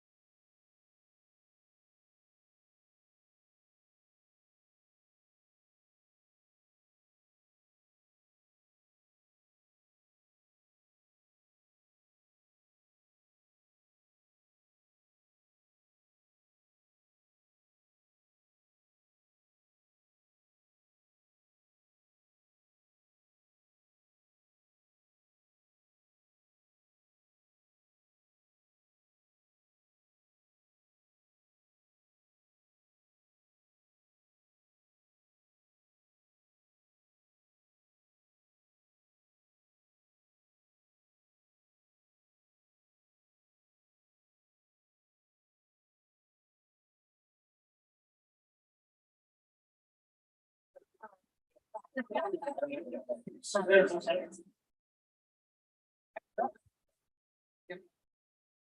I could ask all members to please make their way to their seats so that we can continue on with the meeting, please.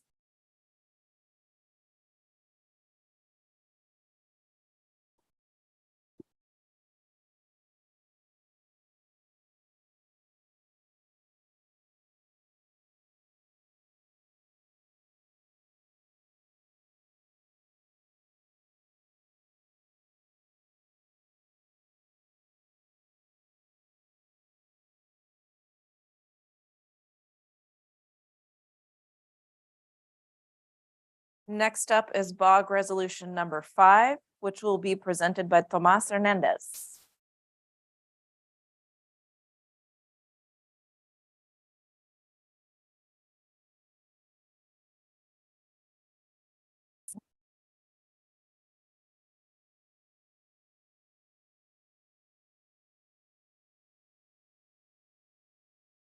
Madam President, delegates of the House, my name is Tomas Hernandez. I represent Region 6 of the Oregon State Bar Board of Governors.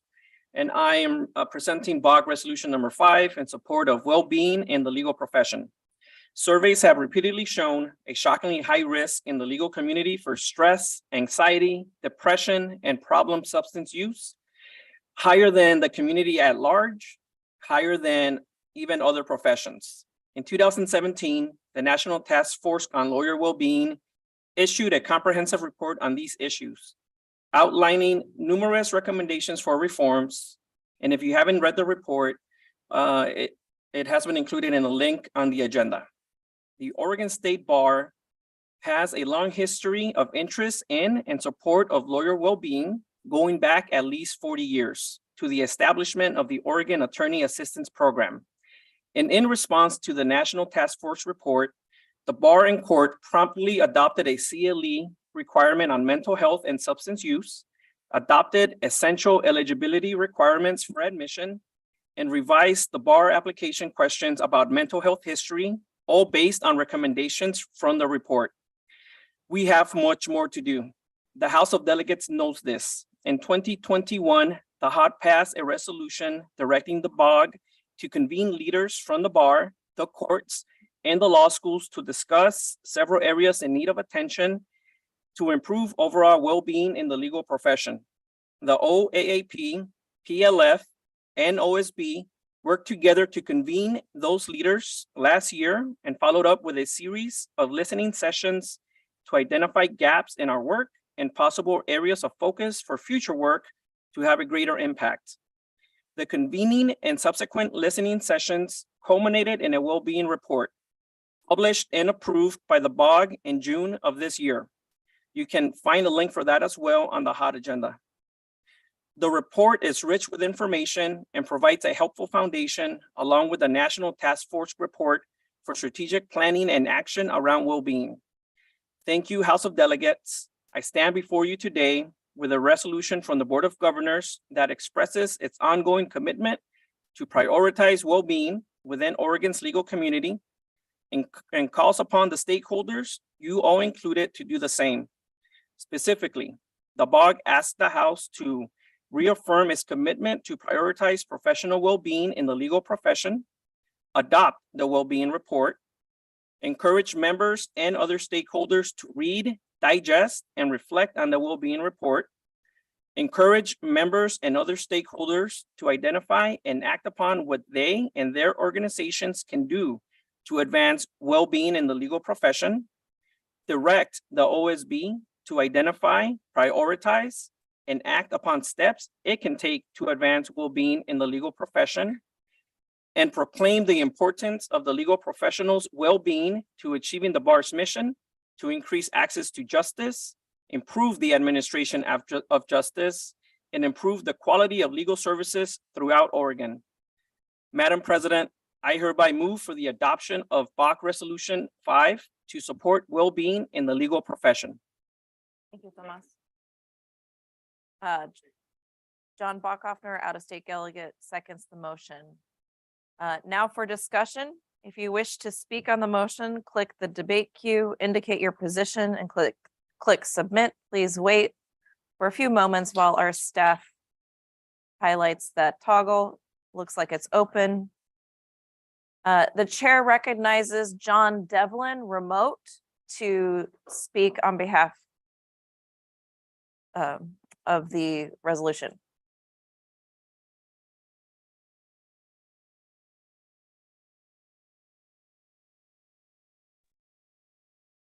Hi, can you hear and see me okay? Yes. Great. John Devlin, Region 5. I just really wanted to thank the bar leadership for prioritizing this issue and just really encourage people. This is a topic I've spent a lot of time myself talking with people about in the last few years. It's critically important, as Tomas mentioned. The rates of depression and anxiety among lawyers are shockingly high. In that 2016 study, the rates of depression reported were 45%, anxiety 61%, problem drinking 20%, 1 in 5 lawyers, way higher than for the general public. Law students' rates of depression when they go in, they report depression at about 10%, which kind of matches the general population. By the time they graduate, it's 40%. There's something about the nature of our work and our profession that takes a piece of us, and we have to work very hard to restore those pieces. And I'm just so thankful that this is on the agenda. And I guess the other thing I wanted to say was to encourage everyone to read the report. I'm so grateful to everybody that did that work. It's a great report that the leadership put together, but it really is not the leadership's alone's work to be done. So I really just also want to encourage everybody to find a way, in addition to voting for this, find a way, one way that you yourself can improve your own wellness, and a way that you can make our profession in general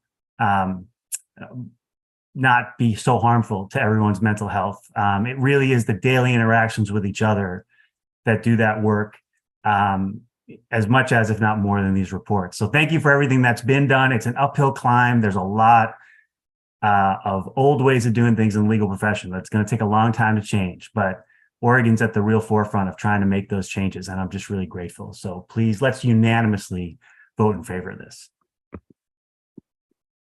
Thank you.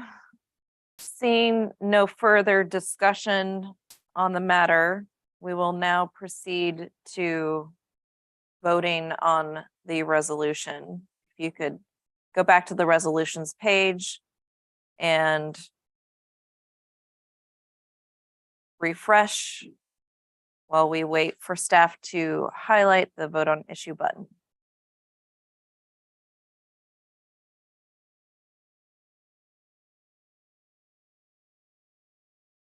Looks like I am able to vote on the issue, so voting is open. We have 2 minutes.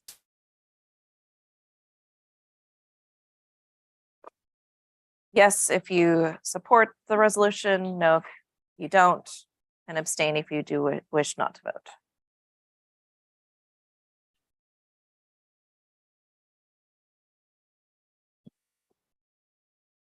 Yeah.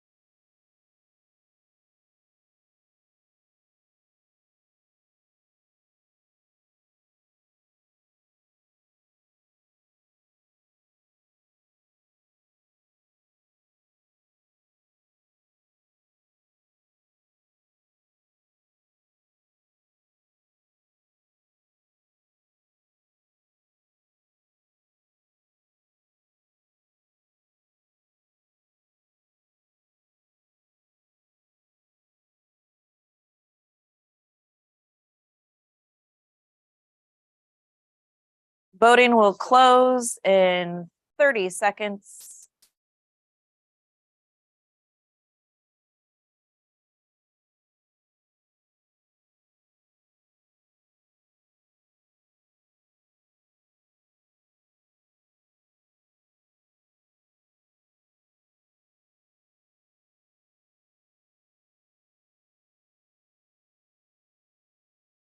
Voting will close in 5 seconds.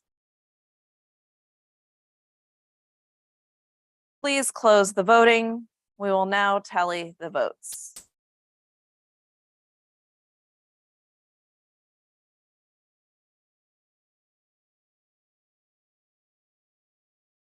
Voting is closed. Hit the refresh button to see the voting results. The number of yes votes is 149. The number of no votes was 1. The number of delegates who abstain are 2. So the motion passes. Up next is Delegate Resolution 2, presented by Danny Lang, ex officio delegate from Region 3.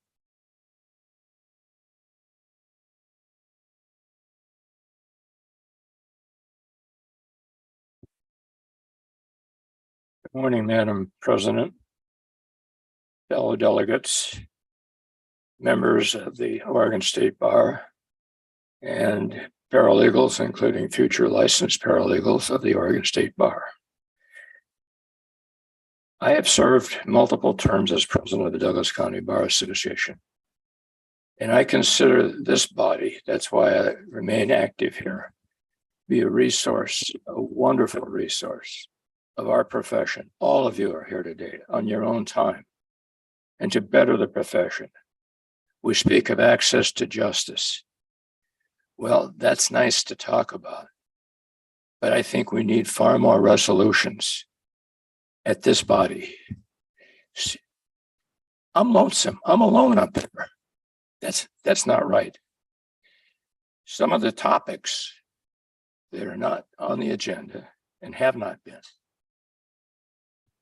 The public defender funding crisis, the availability of public defenders, no resolutions.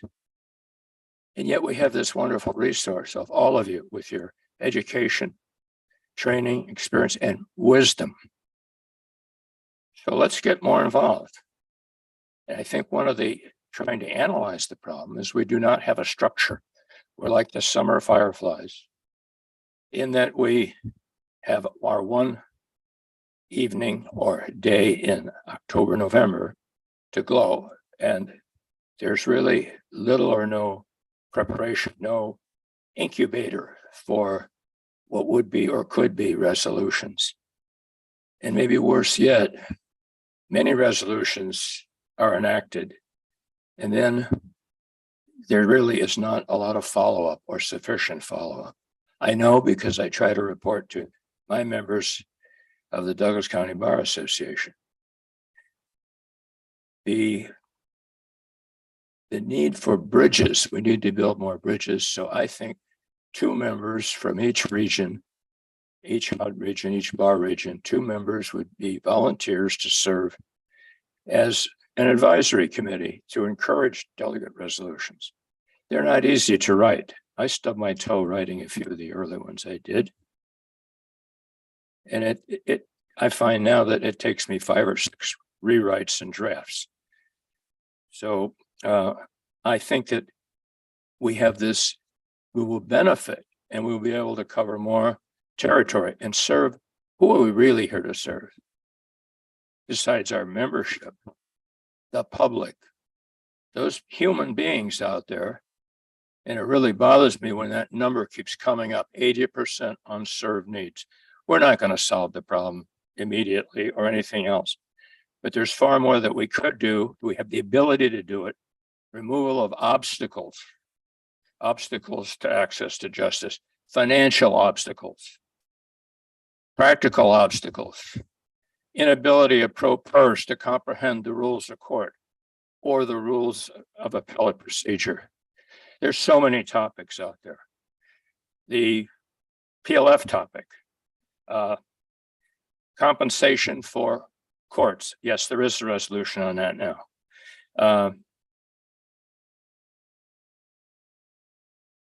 So we need to have the ability to coordinate better with the Board of Governors and with all others. Following up in hearings. One of the resolutions I passed, I then attended the hearings. And then there should be the reporting back. I commend the Board of Governors this year because item 3 on our resolution says report to the president report of the president, and notice of actions on past HOD resolutions. We should have discussions. We should be able to be invited to hearings on the motions, these motions. We passed them, and like the fireflies, we're gone. So I see a lot of benefits. There's no real cost impact. And I would like to have the bridge between this body and local bar associations. And I think there's very little bridges now, as well as the members of that are not here. A lot of our bar members consider that the state bar is an envelope. You put your money in, pay your dues, and that's it. Well, this is a wonderful bar. I'm very motivated to work with all these fine people and all of you. Thank you so much for being here and allowing me to try to help our great Oregon State Bar. So I move for the adoption of delegate resolution number 2 to increase HOD delegate engagement. I believe there will be an amendment to the motion. If it's. And I'm saying in advance, I will not object to it's a technical motion of the language, and I will willing to adopt that amendment. Thank you again. Mr. Lang has moved for the adoption of House of Delegates resolution number 2. Is there a second? We have a second. Please state your name and region for the record. Victory Walker, Region 3 has seconded the motion. If you, thank you, Mr. Go back. Okay. Please, the staff will open up the debate queue. If you wish to speak onto the debate, please indicate so in the debate queue. Just a reminder, the questions and neutral page is still not working. We're not going to get it fixed for the rest of the day because we don't want to break everything else. So if you do have a question or other motion, please just hop in either the pro or the con. I recognize Curtis Peterson in person on this. Make your way to the microphone.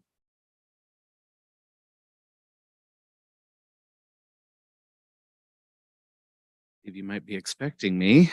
Good morning. My name is Curtis Peterson. I'm a public member of the Board of Governors. Madam President, I would like to move to amend Delegate Resolution number 2 as follows. Resolved that the Board of Governors appoint a volunteer committee to study and make recommendations for how to improve House of Delegate engagement, as well as communication and coordination between the Board of Governors and House of Delegates. The reason for the amendment is to provide more options for consideration to achieve the purpose that Mr. Lang seeks to achieve. Rather than limit consideration to just creation of an advisory board, this amendment would allow us consideration of other options to improve House of Delegate engagement and communication between the House of Delegates and Board of Governors. Thank you. Okay, I believe that the proposed language has been sent to the amend@osbar.org.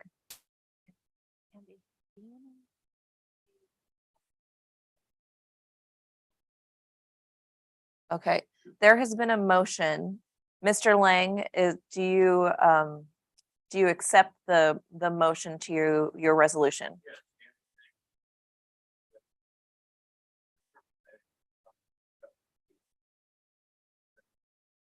And our second, do you also? I also accept. Okay, so we do not need to vote on the amendment, but it should be populated. We're going to populate it onto the screen for the proposed amendment. You return to the resolutions page.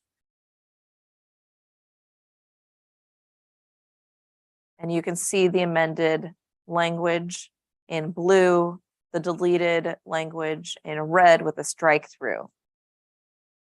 All right, so now we can open up the amendment the delegate resolution 2 as amended for debate. If you wish to speak on this resolution, please sign up in the debate queue, pro, con, and if you have a question or anything like that, just pick one of the pros or cons.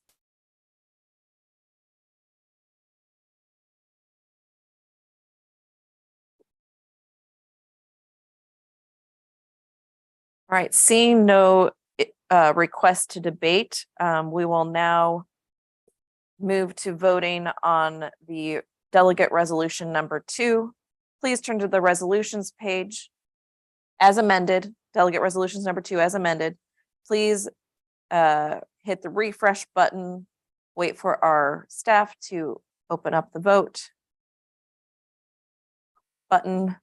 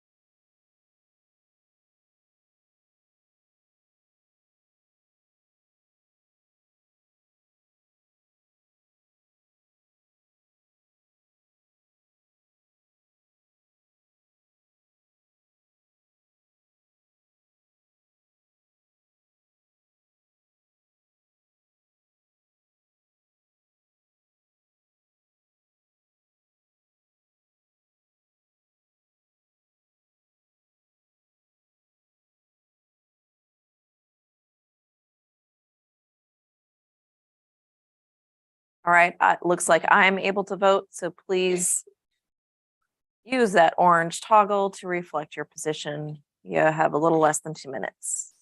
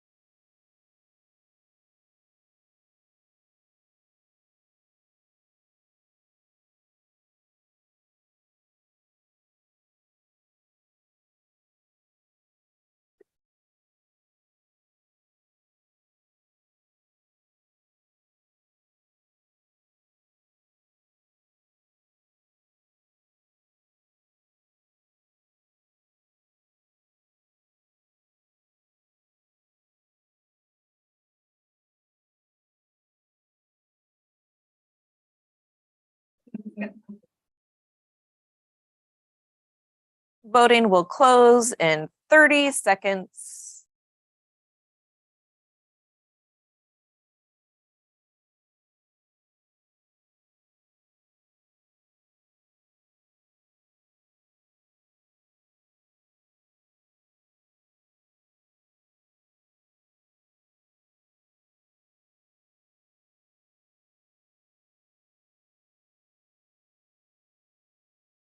Closing in 2 seconds. Please close the voting. We will now tally the votes.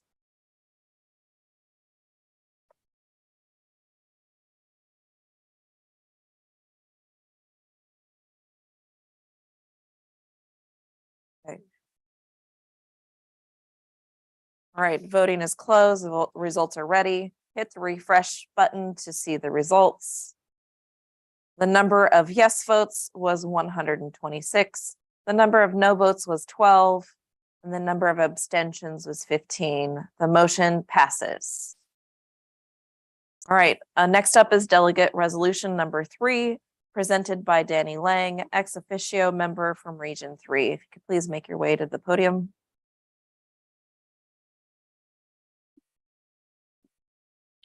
Good morning again. Danny Lang, ex officio delegate from Region 3. A surprise in my experience is the number of people that are unaware that there are approximately 192 state administrative agencies, and that a great many of their cases are what are called contested cases and are decided by persons who perform functions known as administrative law judge. Going back in history, originally, the people that perform in those capacities were known as referees. And then that was changed to hearings officers. And then that has been changed to administrative law judges. So when I do those hearings, I often hear attendees say, Your Honor. What's surprising is even though all of our circuit court judges must be members of the bar, must pay the same bar dues we do, complete the same number of CLE requirements every 3 years, and are bound by the rules of professional conduct, of which there was debate and amendments to same today. The ALJs, administrative law judges, they're not members of the bar. They could be, but they're not required to be. And some of them are members of out-of-state bars. Others just have a JD degree with no membership in a bar. And others, there are still some reportedly, and I did confer with Jeffrey Rhodes, the chief administrative law judge, that there are some that are paralegals that serve as administrative law judges. And in doing some legal research, I noted that there's some gray area of important law as to whether or not the findings of one of the ALJs becomes res judicata or collateral estoppel on findings of fact. So these folks are ruling on occupational licenses, on substantial fines, on civil disabilities. And so I think it's appropriate that if you're going to be a judge, you're a judge. And so I don't say this in derogation of those folks. And to address a couple of concerns that Chief Administrative Law Judge Jeffrey Rhodes raised when I had about a 40-minute conversation with him, he indicated that this would be difficult because there'd be so many folks that wouldn't be eligible to continue serving, and there'd be a shortage of ALJs. Well, this is a study group that I'm proposing, a work group, and we could have a phased in, a delayed effective date. Maybe it's 2025. That's for the group to decide. We could also consider people with sufficient experience to be grandfathered in. Again, depending on the experience, depending on their function, that'd be for the work group and eventually probably the Board of Governors and maybe a report back to this body on those topics. The point is that at present, these folks, I think, could be better recognized because they have the title of judge if they were full members of the Oregon State Bar. And they would have the privileges and the prestige of being members of the Oregon State Bar. And they would, of course, be bound by our set of ethical rules, the rules of professional conduct, which they have their own set of rules, which raises an interesting dichotomy. We had debate on some fine points today of modest and so on. There's no way that I can reconcile what the ALJ's code of professional responsibility is with our rules of professional conduct. That's just another example. And for the number of ALJs statewide, I understand is around 120 at roughly $700 per year for bar dues. That figure works out about, if my math is right, about $100,000 a year, which is more than our investments paid, as was mentioned earlier in the treasurer's report, was about 78,000 or so in profits or capital gains on our investment. We're all bearing those burdens. We try and fund things. We hear all the time, there's not enough money, there's not enough fund. Well, I think that people who hold themselves out, quite rightfully so, and have all that responsibility of a judge should be members of the Oregon State Bar.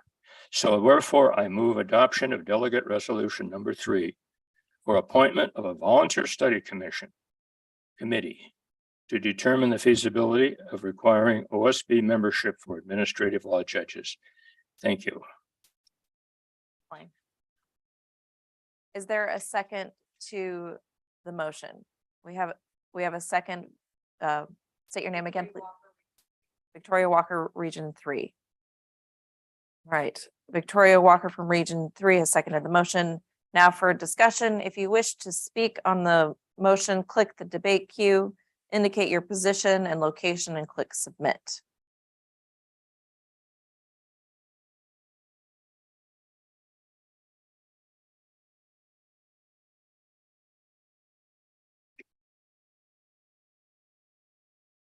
The chair recognizes Jeffrey Rhodes in person. You can please make your way to the mic.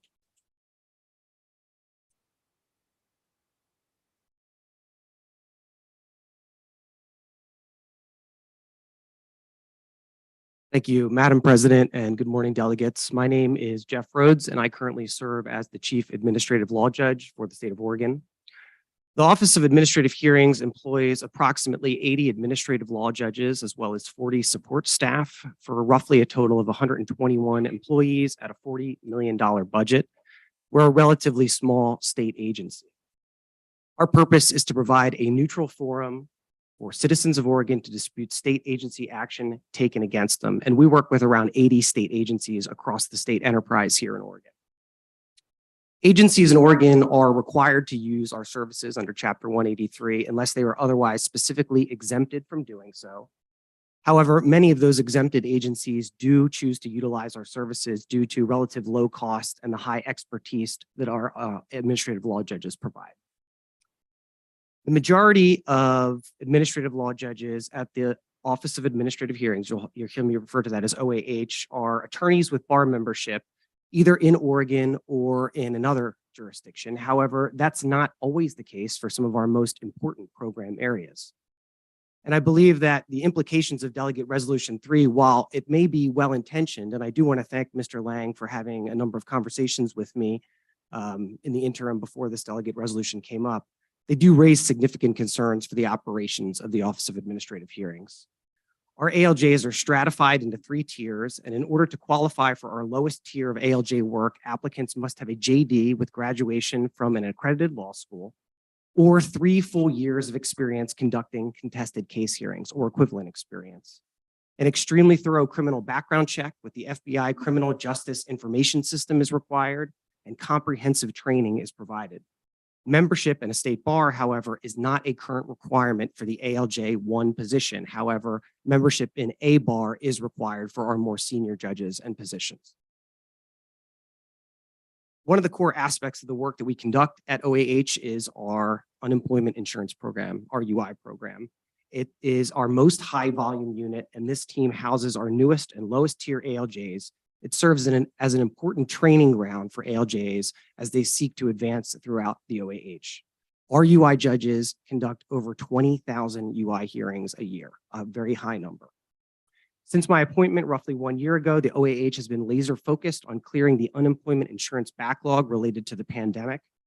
This has been a successful endeavor and a point of pride with our team. And I should say our case count in the backlog is down from north of 10,000 cases to roughly 2,300 cases today. Not all of the excellent ALJs, however, that have helped us with this body of work are members of a bar. Between inactive members, members of other state bars, and individuals who bring other qualifying legal experience, the requirement contemplated by this resolution would grind our work to a standstill. There's quite a lot to say about this, and unfortunately, 3 minutes isn't quite enough. So suppose I can close by saying we're overseen quarterly by our statutory oversight committee comprised of 2 members from each political party, the Department of Justice, the governor's office, the private sector. We report to the legislature for budget and key performance measures. My position is appointed by the governor, confirmed by the Senate, with removal only for cause in order to insulate us from the political process. That's time. There's heavy oversight of our work. Thank you. The chair recognizes Randy Harvey, who is remote. If you could please wait a moment while we connect you to those of us in the room. Randy Harvey from Region 4, Madam President. I would like to speak in favor of this resolution. Our firm does quite a number of unemployment appeal hearings, and the quality of the administrative law judges we get varies dramatically.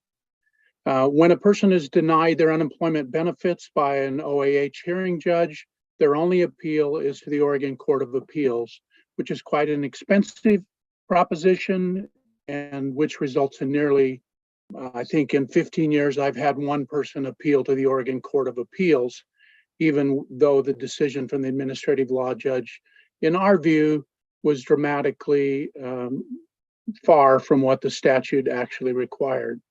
I believe that if these individuals are going to be called administrative law judges, that they must have a familiarity with the law and indeed be a member of the bar. I mean, our clients' confidence in the decision of these judges demands that they be members of the Oregon bar. And I strongly urge my colleagues to vote in favor of this, to move towards a very skilled and licensed profession making the decisions in these administrative law cases. For those of us who have to deal with administrative law judges on a regular basis, I think that it's significant that the skill levels of these individuals vary so greatly. If you get a level 1 judge, you may get a very qualified person. If you get a level 3 judge, as in unemployment appeal cases, you get catch as catch can. So for this reason, I strongly urge all of the members of the HOD to vote in favor of this, and I would personally volunteer to be on this committee. Thank you. Thank you. The chair recognizes Kari Fernandes. I apologize for the name. We wait while we connect you to the hearing.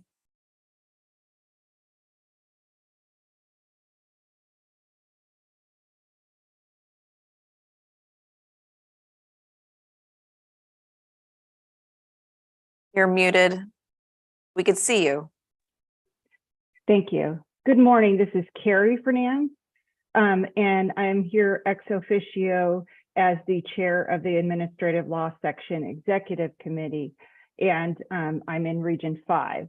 I'm just here to speak because the Administrative Law Section Executive Committee has not had an opportunity to review this and discuss it in our meetings and then provide our input on this. Our executive committee has practitioners and judges from multiple fields.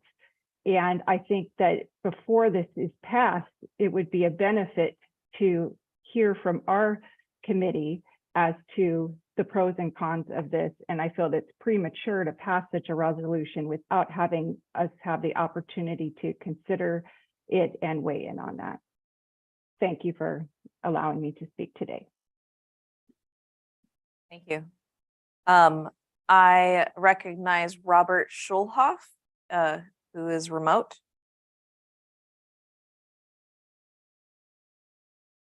Wait while staff gets things connected.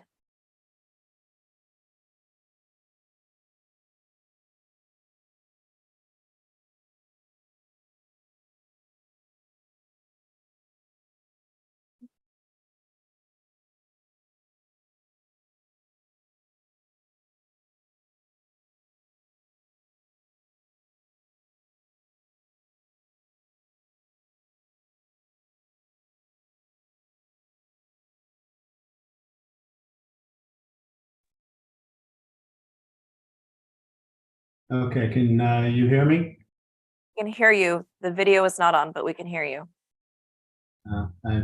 My camera's being wonky. My apologies, but you're welcome. I'm sparing you my face. Real quick, this kind of just strikes me as a solution in search of a problem. As the previous first con speaker, I'm sorry, sir, I forget your name, pointed out, these positions serve a very specific function. They are not judicial positions, they are administrative in nature, though there are some statutes and some rules that bind those hearings. So just to hit on a couple things. First off, I don't think bar membership guarantees any level of quality more than we have right now. If anything, it'll just lessen the talent pool that we have to pull off of as folks from out of state not wanting to take another bar, maybe dissuaded from bringing their talents to Oregon and to these various panels. Basically the biggest issue I keep hearing is that we call them judges so we should regulate them. And if that's the biggest problem, then I would recommend that the resolution be withdrawn and someone just put in a resolution that we require that they go by a name other than judge, either hearing officer or decision person or whatever. But this just seems unreasonably burdensome and quite truthfully an unneeded expansion. So I'll see back the rest of my time. Thank you very much. Thank you. The chair recognizes Nicholas Yanchar, remote.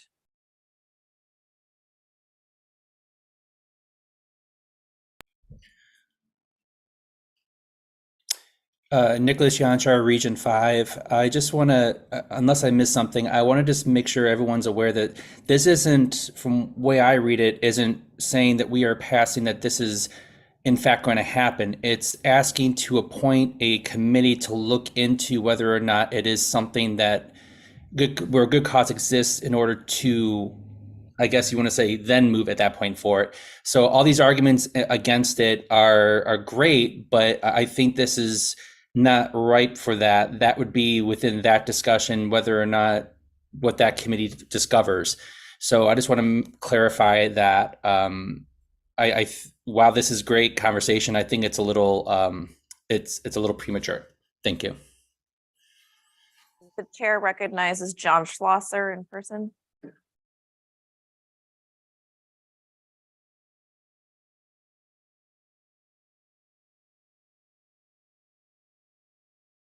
John Schlosser, Region 5. I'm up here to help my buddy Jeff, who didn't get a chance to complete his speech, get a few more points across. Impact to the UI program would have significant impacts to the child support program, DMV program. The ripple of effects would be felt agency-wide, and I'd like to emphasize that this would have a disproportionate impact on ALJs of color, as the majority of the non-barred ALJs do fall into that category. And as a side, this is my own personal aside, that seems interesting that would become an issue when the bar has taken particular note of the historical prejudice against people of color and the ability to pass the bar. Just an interesting tie in there. But he'd like to thank Mr. Lang for having conversations with him about the intentions of the resolution. He believes it comes from a good place. Discussed possible solutions, grandfathering ALJs in, employed by OAH, a sunrise policy to change to allow for future ramp up. And even with these changes, many of the core issues are not addressed. Recruitment is difficult in this economic environment across both the public and private sectors, and the ALJs are significantly underpaid, even with state benefits. The positions struggle mightily to be competitive with attorney positions, both elsewhere and in state government and the private sector.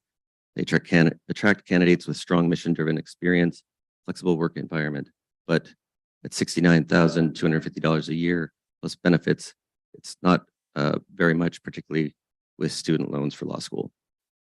And finally, the requirement would make recruitment even more difficult, most acutely in the, again, UI and DMV programs, and have an efforts to recruit and retain a diverse bench, particularly amongst communities of color, would be hampered. Thank you. Thank you. The chair recognizes John Bachhoffner in person.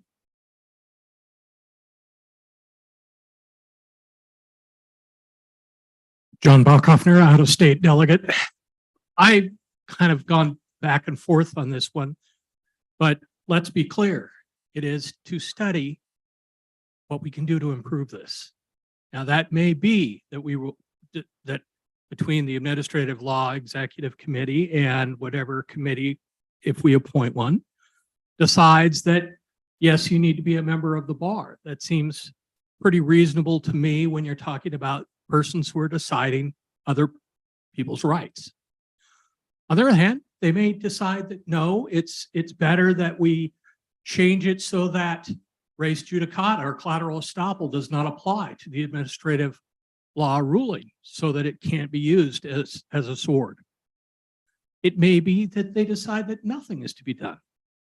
But I think it makes sense to look at this as a goal of trying to improve how administrative decisions are made in this state. And if it'll improve the law, then I think it's worth studying for us to try and improve it. So I think I'm going to vote yes, and I'm going to urge you to vote yes too.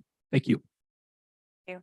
The chair recognizes Robert Klein in person.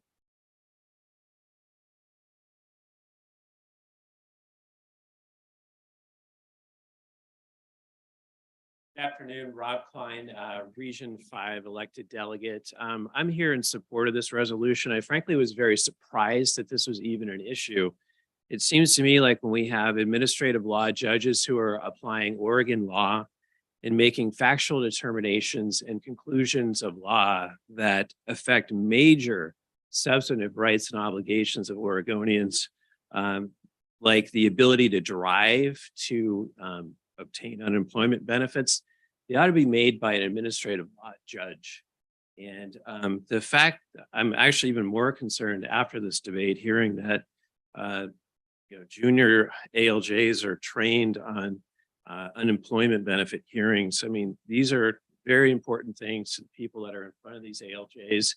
It can mean the difference between paying their rent or being able to eat. I think it's very important. And as Mr. Bachhoffner pointed out, we're not requiring it that this happens, but I think it's absolutely worth studying further. So I'm going to vote in favor of this resolution. Thank you. Thank you. The chair recognizes Victoria Walker.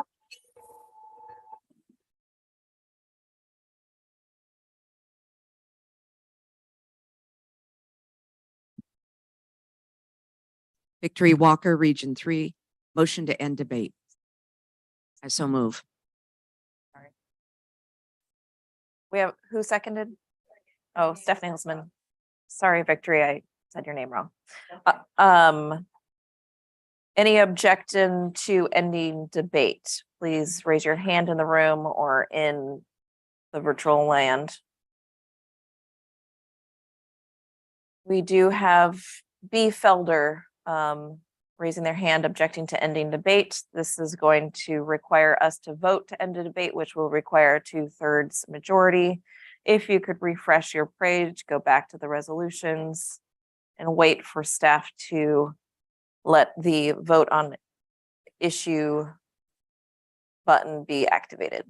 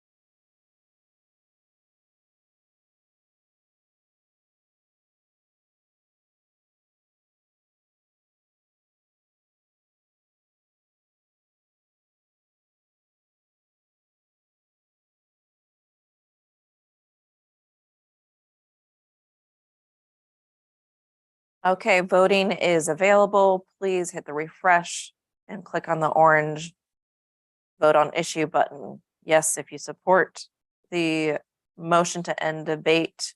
No, if you do not, or abstain.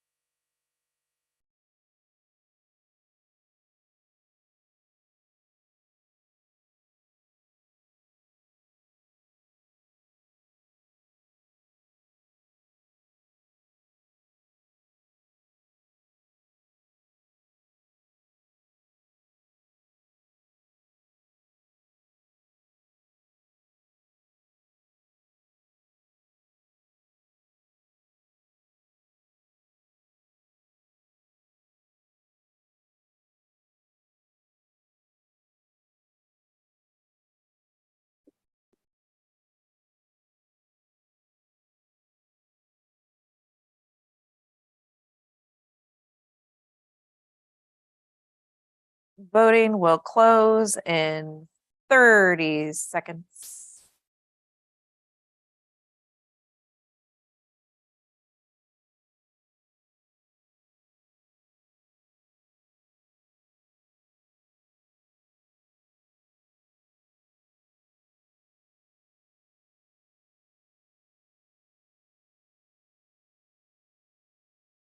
Voting will close in 5 seconds.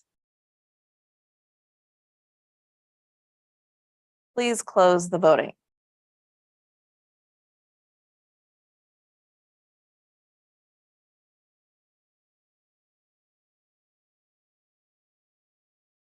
Voting is closed. Please refresh the results.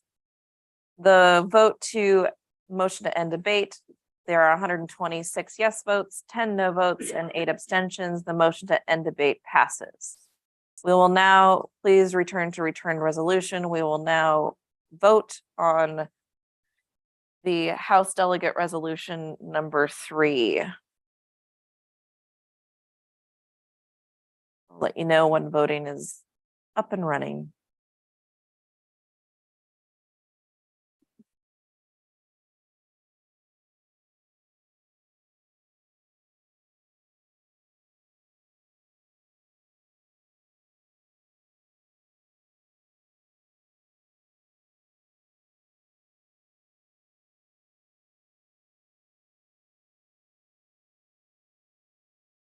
All right, voting is now available. You have 2 minutes. Okay. If you click on the voting, it does pop up HOD resolution number 3. Do you see that? Okay. Yep. I saw the advance myself. We're voting on House Delegate Resolution number 3.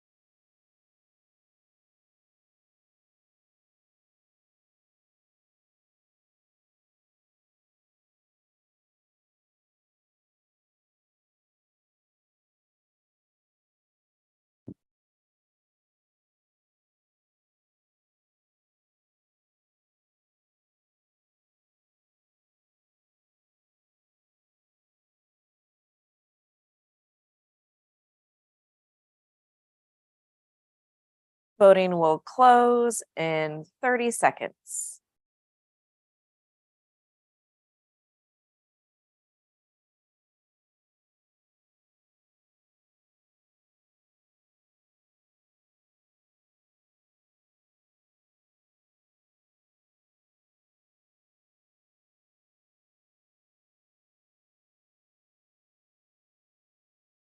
Voting will close in 5 seconds.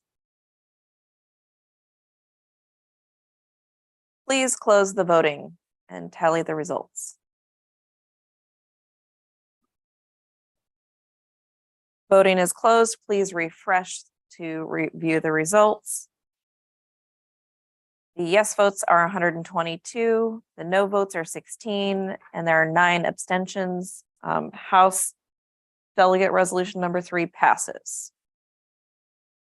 All right, we're now moving on to House of Delegates Resolution number 4. Here to present the resolution is Kyler Beers, House of Delegate Region number 5.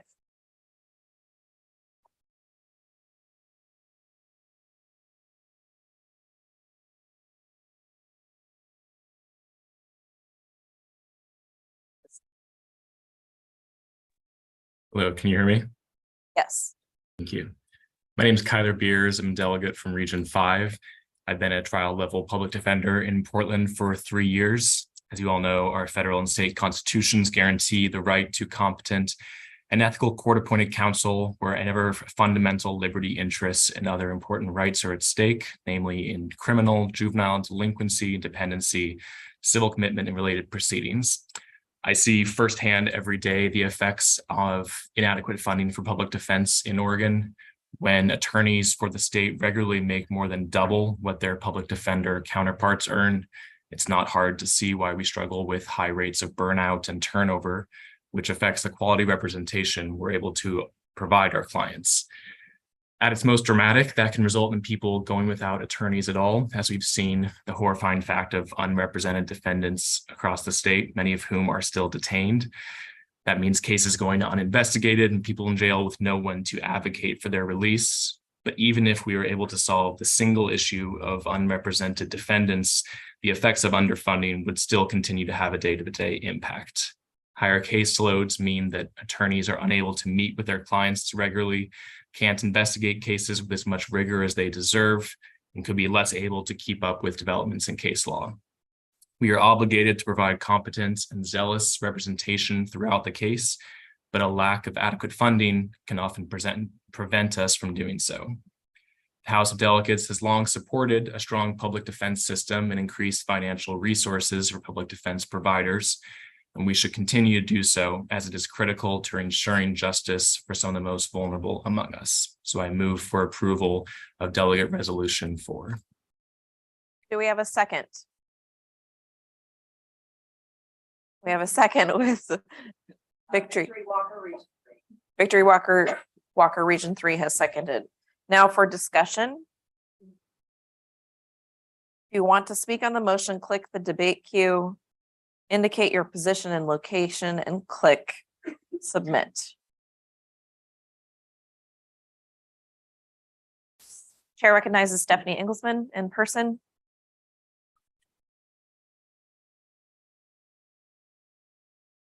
Hello. My name is Stephanie Englesman. I am Region 5 Board of Governors, but I'm standing here today before you as a career public defender, as I said, who's been working in the public defense system and the criminal justice system since 2003 and as an active public defender since 2005. I'm not here to convince all of you. This is the third time that I've spoken on this type of resolution, and last year you unanimously passed this because you understand the issue. I am here for other stakeholders who are listening and are not doing this and are not understanding this. I have worked at every single trial level public defense area, from civil commitments to misdemeanors to trying a murder case in 2015 while I was 7 months pregnant. And it was not lost on me while I was in that trial for 2 weeks that the deputy district attorney, who had less experience than me, was making a lot more than me. I was also growing another human. We have had study after study after study, and you just passed a resolution asking for a study because we know that information is power. And we get information on the ALJs because we want to decide, do we do something? Since 2019, only 4 years ago, there have been multiple studies that have said we have a problem in Oregon public defense. Sixth Amendment Center found us to be unconstitutional. The American Bar Association found that we have 1/3 of the public defenders that we should have. Yet still, in another kicker year, where we are about to award tens of thousands to the wealthy because Oregon did not use its revenue properly, we are still in a crisis in schools, in public defense, everywhere. Funding is not just our salaries, even though they are significantly lower. Funding is our health insurance, which costs my family $800 a month, which is down from $1,100 at my former office as a public defense office. It's phones, it's PERS. We don't get any of it. So I urge you to pass this resolution as a message, but to anyone else listening who has the power to make change.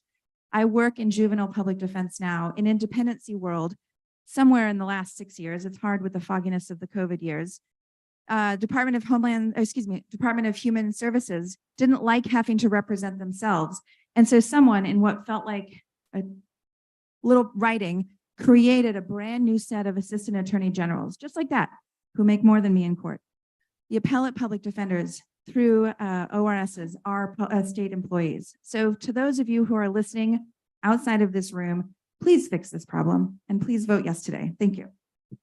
Thank you. The chair recognizes Joshua Gums, remote.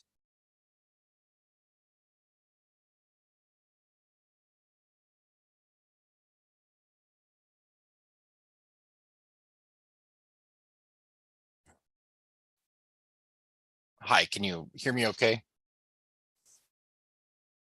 Hello? Yes. Okay, perfect. I'm also a line public defender, work in a private law firm that contracts with the state out here in Hood River. I represent Region 1, sorry. And my name's Joshua Gums. Kind of commenting for the same reason Stephanie was commenting. I am assuming that this resolution has some support within this body.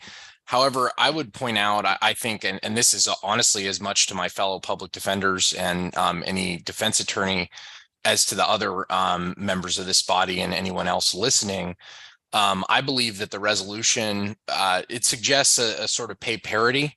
And I think for my whole career and probably longer than that, that's been the standard that we've been trying to meet. And I don't believe that that's really justified. I see district attorneys working in court, and no disrespect to anyone who works in that function, but their jobs are not the same. And to act as if parity is the benchmark that we are trying to achieve, I would like the members of this body to consider that perhaps public defenders should be compensated more than district attorneys. District attorneys have no clients. I'm in court managing, next Monday, I'll be in court managing 20 people and representing them on their case. District attorneys have a whole state agency, the police, to conduct their investigations on their behalf. I have to direct an investigator, which I have to request funds from the state to even hire, and then direct that investigator to investigate my case. Our jobs are simply not the same. And the fact that we work against each other as opposing counsel, I don't believe that asking solely for parity is necessary. And I would like the members of this body and anyone else listening, same as Ms. Engelsman indicated, to consider that, perhaps the bar has been set too low. I've made comparisons within my office that, there's a statewide public defender shortage. And I think it's the metaphor I would use is this: if we paid people the same amount as an underwater welder to weld a staircase or a railing in the mall, we would see no bridges being built. No one would be performing these tasks because they simply don't need to obtain valuable to obtain compensation for their efforts. So I would just like that perspective to be heard. I believe that pay parity is honestly, we're asking for too little within the defense bar, and I'd like that to be considered. Thank you. Thank you. The chair recognizes Kay Teague here in person.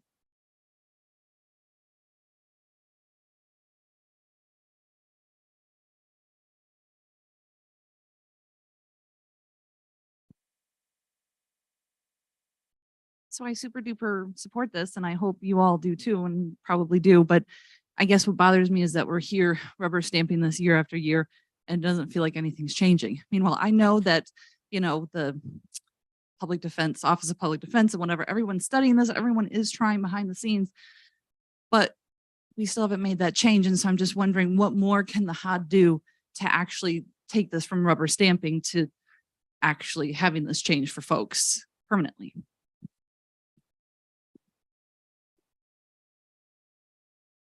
Chair recognizes Robert Schulhoff, remote.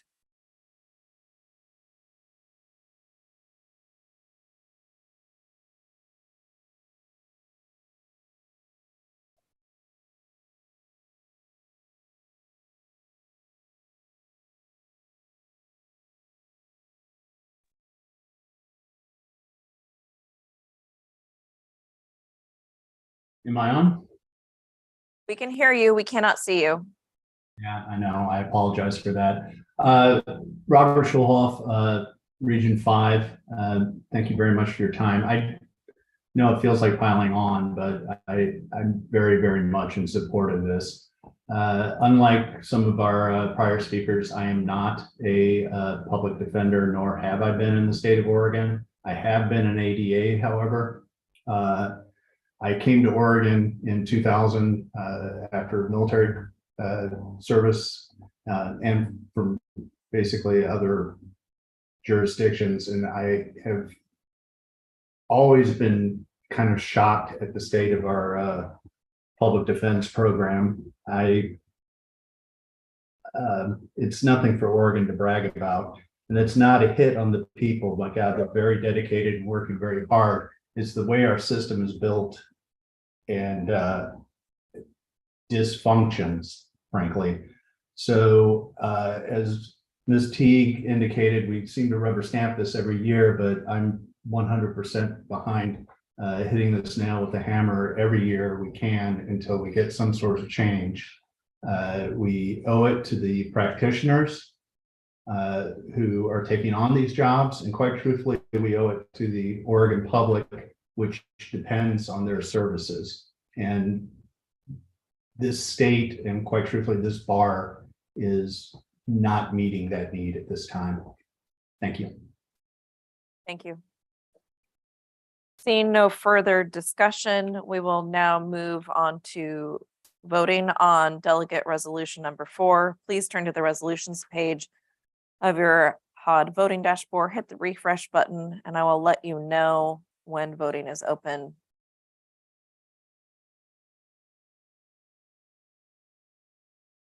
Voting is now open. You have 2 minutes.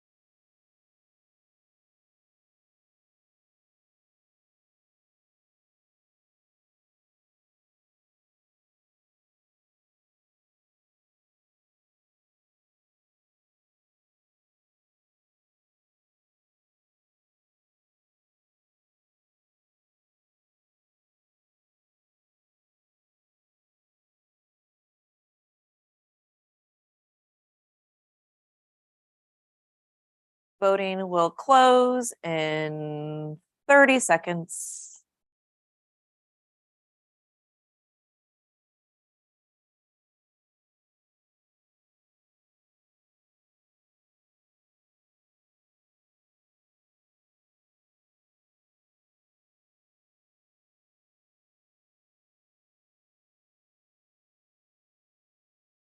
Voting will close in 5 seconds. Please close the voting and tally the results.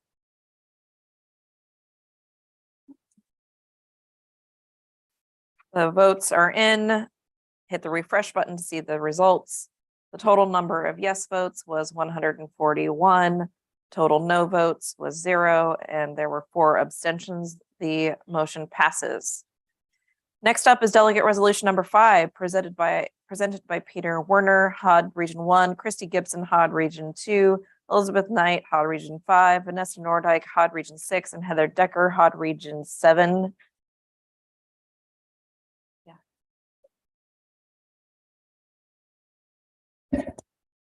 Good afternoon, Madam President. My name is Vanessa Nordyke, Region 6, and I have the privilege of carrying this resolution today.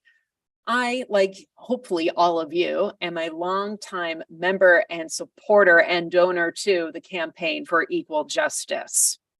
And by the way, shameless plug, on November 15 at noon in Salem, we will be hosting our annual luncheon. So please join us, where I will be your humble MC, doing a minor roasting of local judges in attendance and shaking the can for a very worthy cause.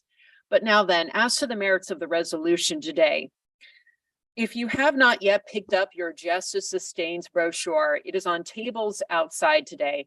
And for those watching at home, I encourage you to go to the CEJ's website to learn more about the impact that we make on some of Oregon's most vulnerable residents, like Maxwell, as described in this brochure. What I want to speak to is a particular item in this brochure, which points out that legal aid helps to prevent homelessness. I'll say that again. Legal aid helps to prevent homelessness. Homelessness is not only a Portland problem.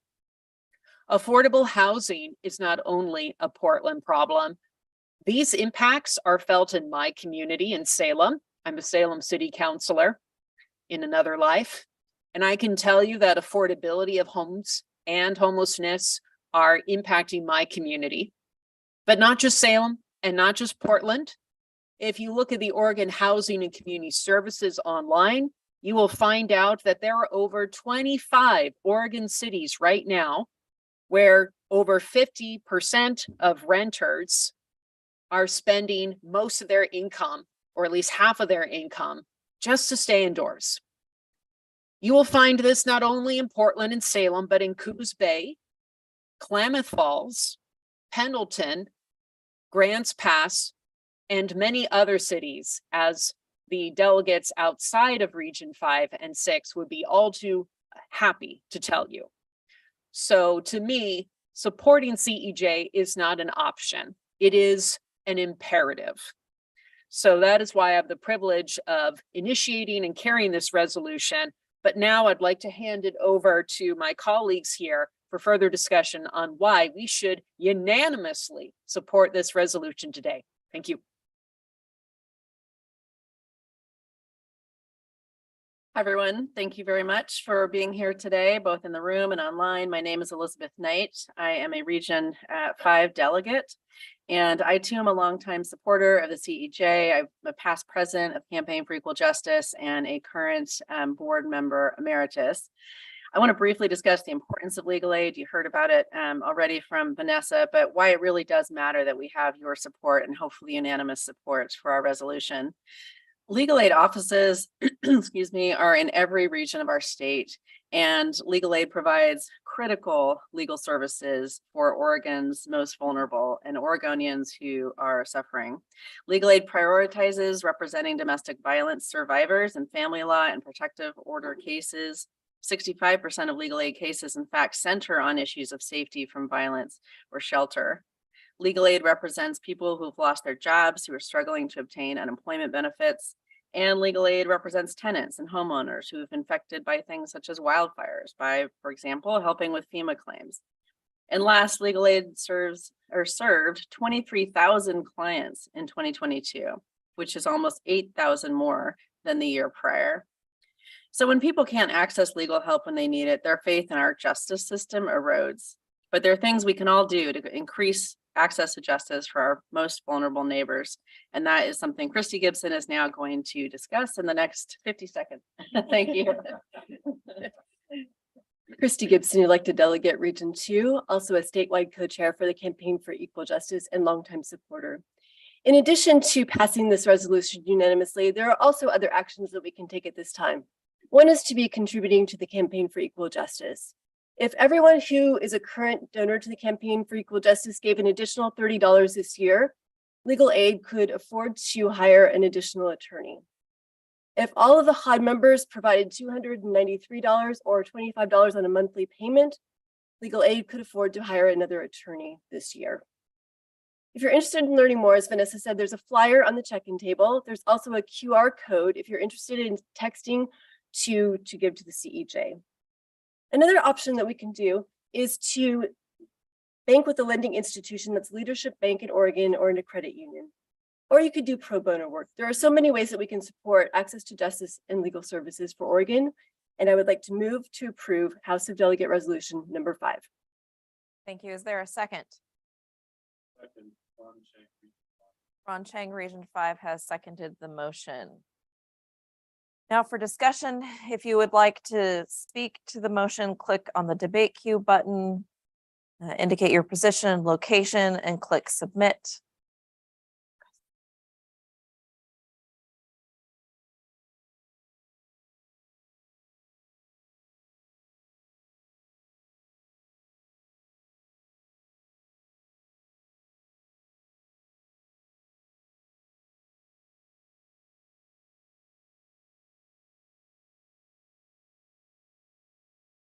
With no further discussion, we will proceed on the vote on delegate resolution number 5. Please turn to the resolutions page of your HOD voting dashboard, hit the refresh button, and I will let you know when it's open for voting.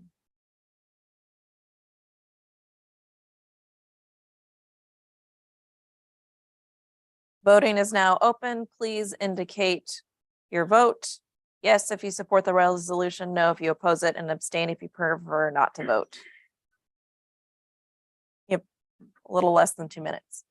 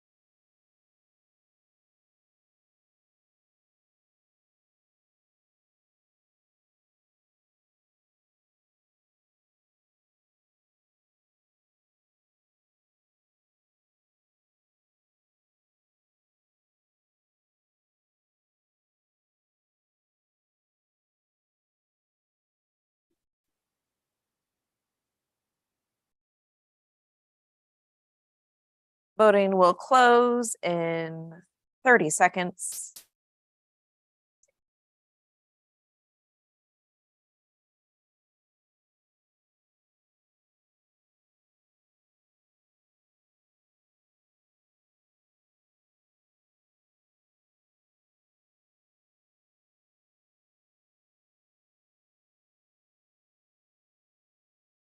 Voting will close in 5 seconds. Please close the voting and tally the results.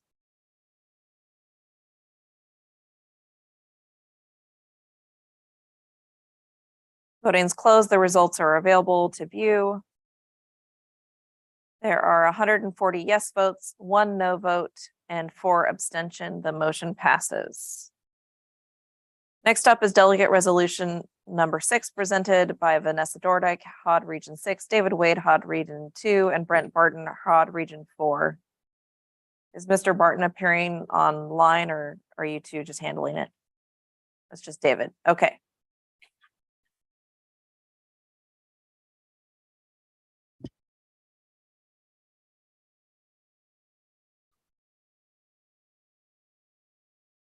Good morning. No, it's afternoon. It just seemed like morning.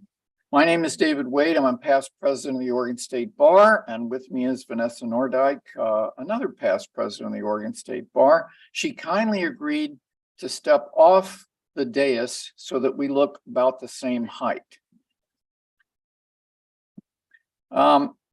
We have the pleasure today of carrying delegate resolution number 6, which thanks the legislature for its commitment to Oregon courts and requests continued support for the Oregon courts to provide necessary services, increase judicial salaries to attract and retain highly qualified judges, provide safe and secure court facilities, and support the goals of the Oregon Judicial Department's upcoming justice campaign, about which you heard from the Chief Justice. The commitments and initiatives of the Oregon Judicial Department align with the bar's mission to promote respect for the rule of law, improve the quality of legal services, and increase access to justice. And if I may go off script, you can't have the rule of law without courts. This body, the House of Delegates, has regularly approved similar resolutions in the past, and I want to briefly touch on why it's so important that we continue to do so. Over the last 3 years, Oregon's court system, with the support of the Oregon State Bar, the Oregon Campaign for Court Funding, and other coalition partners, has successfully implemented many of the strategic planning goals. And Chief Justice Flynn went over those in some detail. I will just barely summarize. New courthouses in counties in Multnomah, Clackamas, Crook, Jefferson, and elsewhere. Increased capacity for the courts to conduct remote proceedings, of which we are all beneficiaries. Additional circuit court judges to ease backlogs in many counties and enhance access to our court system. Expanded court improvement efforts in juvenile law and conservatorships, which the Chief Justice stressed. Innovations such as remote facilitators to assist self-represented litigants, which is so important.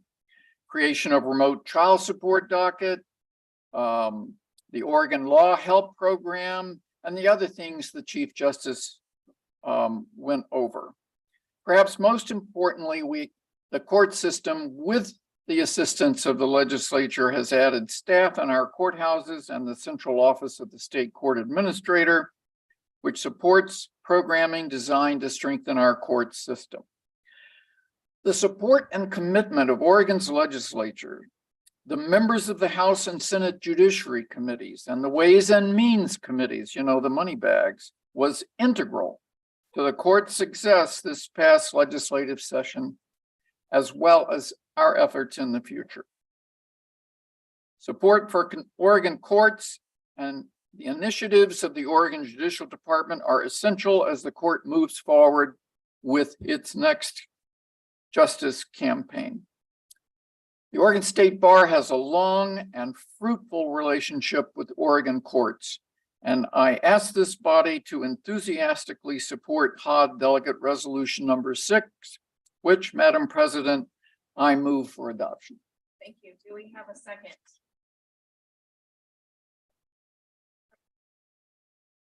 Probable Region 3 has seconded the motion. HOD Delegate Resolution number 6. Now for discussion, if you want to speak on the resolution, please.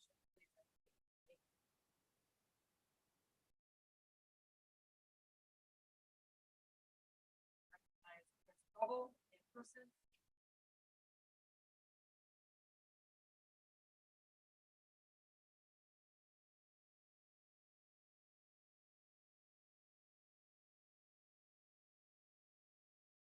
Thank you. I can tell you the strong support of this, but I can also tell you that since I've been involved in the bar, how things have improved and how in our court system and how things are and how the legislature actually is starting to listen is significantly more than it once was. What I'm going to do is ask all of you to understand that all of these issues, such as public defense, courts, and all these things, we've been fighting for in the bar for a long time. But the reality is that the legislature, they have a lot of hands asking for money. The legislators do. And unfortunately, lawyers are not the most popular people all the time. So when we're going into asking money for legislature, all they're seeing is a bunch of wealthy attorneys. The amount of people in the legislature that are attorneys has become very low.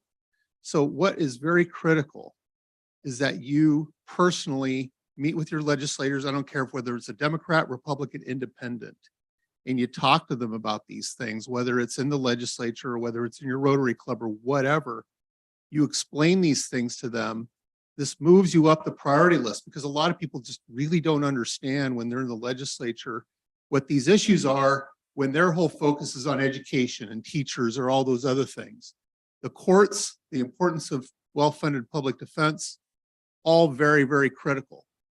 And I can tell you that even with the resources that the courts in Oregon have had to fight with, we have one of the best court systems in the state, in the United States. We really do. I've been in other places.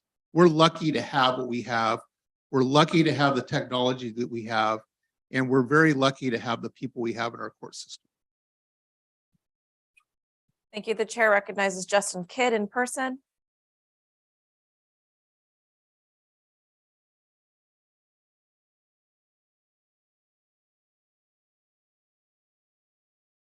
Thank you, Madam Chair. I wholeheartedly support this resolution. I also ask us to think next year about a bigger resolution because there are more courts in Oregon than just OJD. There are 2 court systems run that are state courts. There are the circuit courts, and there are also the justice courts, which are funded by the county, even though they are state courts. There's also a multitude of local city courts. So a great many Oregonians interact with our court systems outside the auspices of OJD. And so I urge us next year to think globally about this resolution.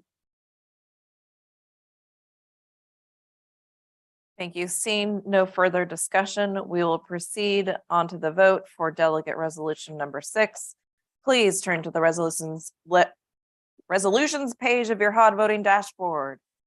Hit the refresh button and I'll let you know when it's open for voting.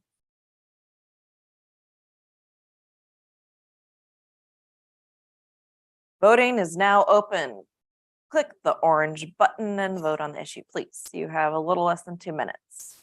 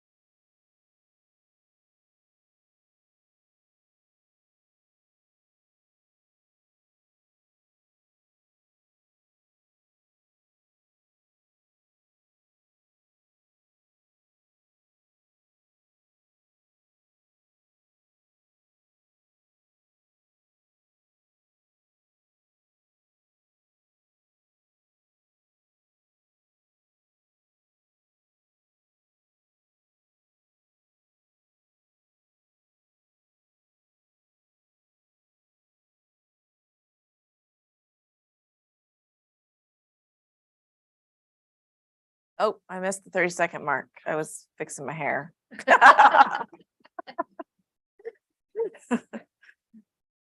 You have 10 seconds left to vote. 5 seconds. Please close the voting. Tally up the votes.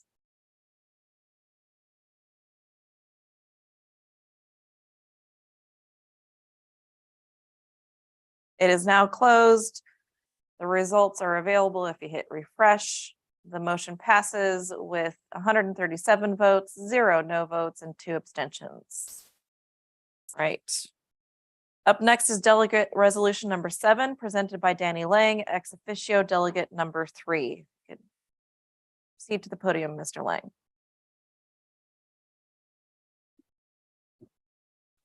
It's getting late. I'll be as brief as possible. Danny Lang, Region 3 ex officio delegate.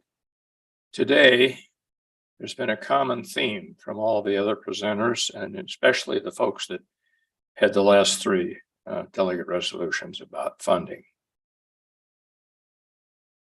We have not chipped away at the 80% wall. We've tried. Maybe we've made a few chips here and there, but it's maybe time for a more aggressive approach. All right, so what am I talking about? The Oregon State Bar has received approval for the licensing of paralegals, but in two areas only: family law, and my understanding, because I served on the advisory committee, that's non-court appearances, and certain limited appearances in landlord-tenant cases. Well, okay, to get to the point, why not let paralegals handle local planning commission hearings or community advisory hearings, fish and game violations, where it's only a fine, or somebody may lose their fishing license, unemployment hearings, and then traffic violations. I was present in a court, a municipal court, but still the principal is there, when a case that I wasn't involved in, but I was seated in the front row, where a young single mom with, I believe it was 5 kids, had just worked a night job and got off work at 5 or 6 in the morning and was headed home, and she got pulled over by a traffic officer. And he wrote her up for 6 violations. One of them was no insurance. That's serious, but it also carries a 1-year suspension of her license. She went in front of the judge, who said, "How do you plead to these 6 violations?" And I raised my hand like, pro bono, let me up. And the judge said, no. So she got fined $1,800, a license suspension. The prosecutor was in the next room. I could have walked in there and gotten it knocked down to 1 or some other probationary sentence. That's tyranny. Okay, so we don't have representation at that level. Let's study having expanding paralegals. Now, I know it's difficult because it involves training, qualifications. We don't have these folks served now anyway. If you really want to knock that 80% down to 70%, 60%, below 50%, which is where we should be going, then we need to expand what has been started, but it's one potato chip for dinner of licensed paralegals to represent folks in land use proceedings, traffic violations, and I'll go out on a limb here to make it a little more perhaps controversial, nonviolent misdemeanor cases where there's only a fine. And maybe it would be with the folks that somebody mentioned, the income standard was dropped from $1,100 to $800. Well, maybe it would be with the consent of the defendant and the prosecutor, the DA's office, because that's going to take some load off of them. And we're getting to people and serving people that need it the most. That young woman was subject to tyranny, and it still grabs my guts. So that's why the hell I'm here. Pardon my emotions, but I'm an emotional type of lawyer. And God bless all of you. Thank you. I move delegate resolution be passed. Thank you. Thank you. Do we have a second? Would you please state your name for the record? Amanda Caffel, delegate region number 5, has seconded the motion. Now for discussion, if you wish to discuss this motion, please click on the debate queue, indicate your position and location, and click submit. The chair recognizes Rob Klein in person.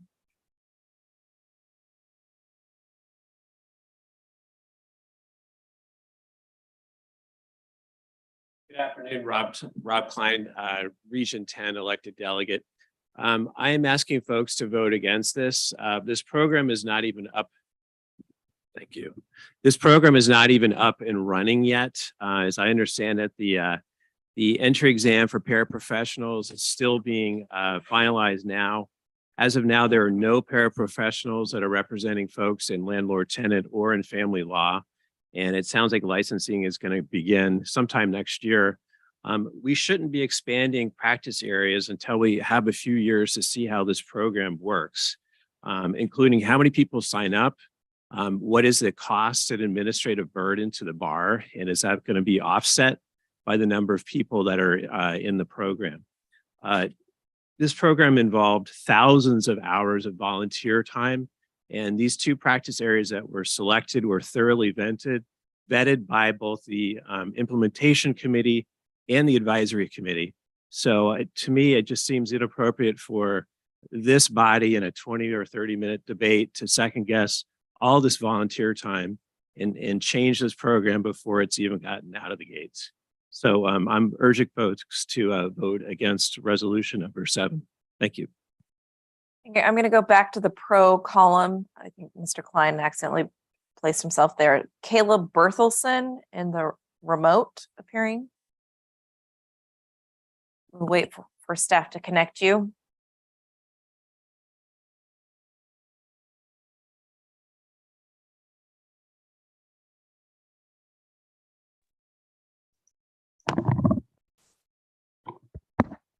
Can you hear me all right? Yes. All right. I'm Caleb Berthelsen. I'm Section 1. I'm the president of the Mid-Columbia Bar Association. I wanted to speak briefly in support of this one. It's not saying we're absolutely going to add these areas to law. It's saying we should be exploring this as an option. And specifically the people who are appearing on violations. As our first speaker said, violations can carry some significant consequences. Losing your driver's license for a year can be a huge burden on a person. In my practice as a prosecutor, it's something I take in consideration when making offers to people or how I'm charging things. We shouldn't be having somebody go in front of a judge completely and utterly unrepresented or even with the ability to afford a lawyer, I think, and with no way to negotiate with the state. I think having a paralegal even there to say, hey, let me go talk to the state and see what we can do to make this less of a burden is hugely important. People shouldn't have rights ignored or simply because they don't have financial means. And the state doesn't have the financial means to appoint people to every violation that comes along. So I would urge members of this body to vote in favor of this resolution. Thank you. Thank you. The chair recognizes John Bachhoffner in person.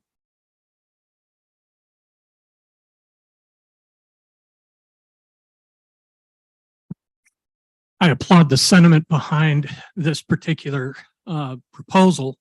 However, I think its time is not yet ripe. We have not yet implemented, as Mr. Klein said, we need a little time to be able to look at this. I think it's a very good idea to look further, but we were dealing with this 4 years ago when I was on the Board of Governors. We spent hours and hours and hours working on how to implement this. I'm from Washington. We have a program that struggles. And so you need to balance a number of different factors, having enough people to make it financially feasible so that you have enough paralegals that are interested in it, yet our duty to protect the public. So based on that, I move to table this for at least 1 year and then reconsider the issue.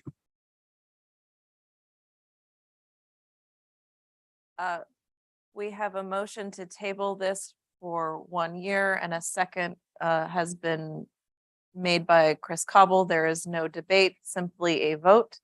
Please go back to the return to the resolutions. I will let you know when we are able to vote on tabling this issue for 1 year.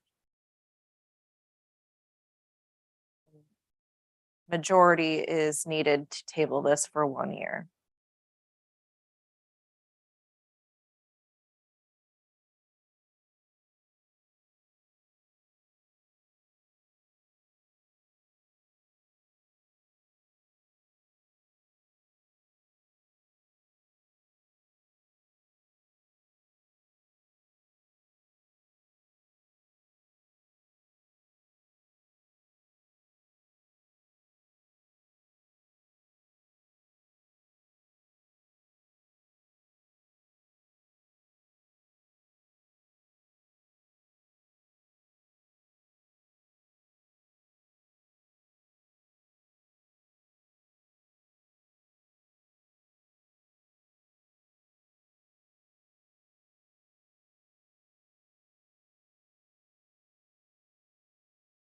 All right, the voting table is ready for the motion to table. Voting is ready to vote on the motion to table this for a year.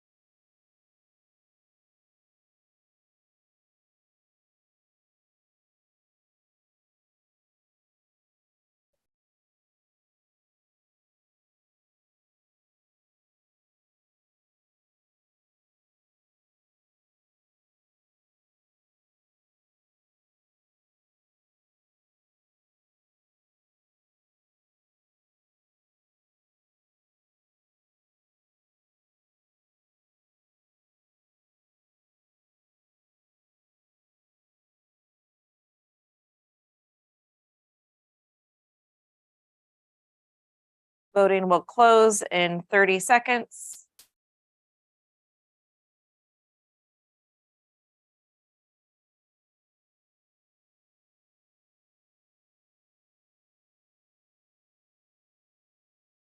This is the time you don't see on like those reality shows where they do voting, you know, when it's just instant because they can edit it afterwards.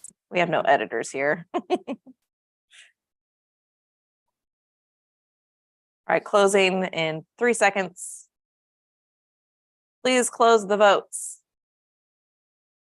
Tally.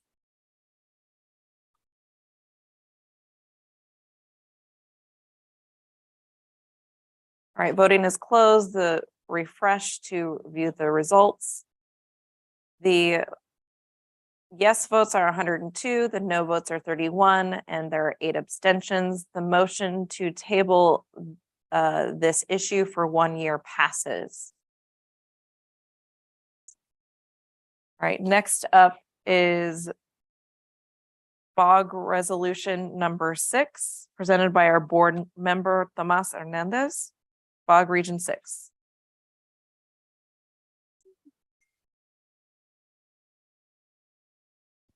Thank you, Madam President. Tomas Hernandez, Region 6 with the BOG. I am also a military veteran, and I'm privileged to present this resolution to this body. I just want to also thank those who are in this room who have served. I think we have at least one person online. You know, I do think it's very important to recognize that thousands of Oregonians have served in the military. Some gave their lives for it. And I just want us to extend our gratitude to all those who have served and are continuing to serve in our military, offer our sincerest condolences to the families. And with that, I move to adopt the BOG resolution number 6. Thank you. Do we have a second? Kelly for Region 5 has seconded the motion. Now for discussion, if you want to speak on the motion, click the debate queue button, indicate your position and location, and click submit. Debate queue is open.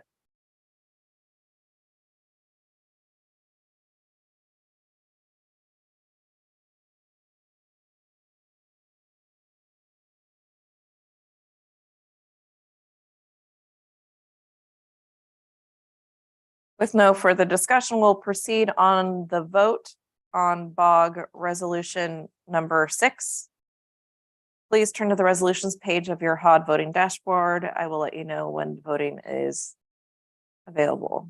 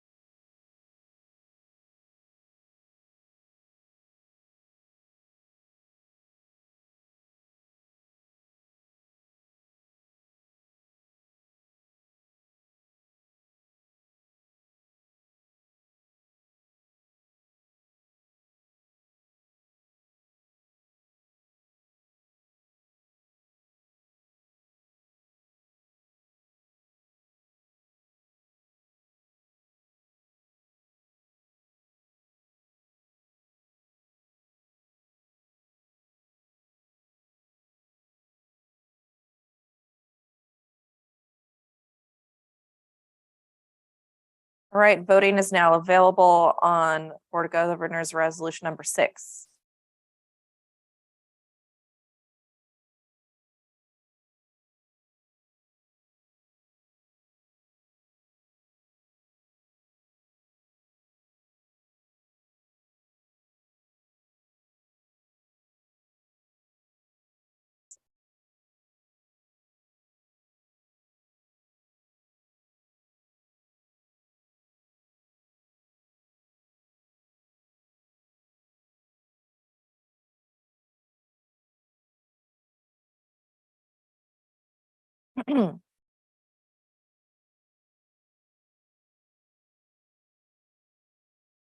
I can't see the timer. Okay, if you could just call out.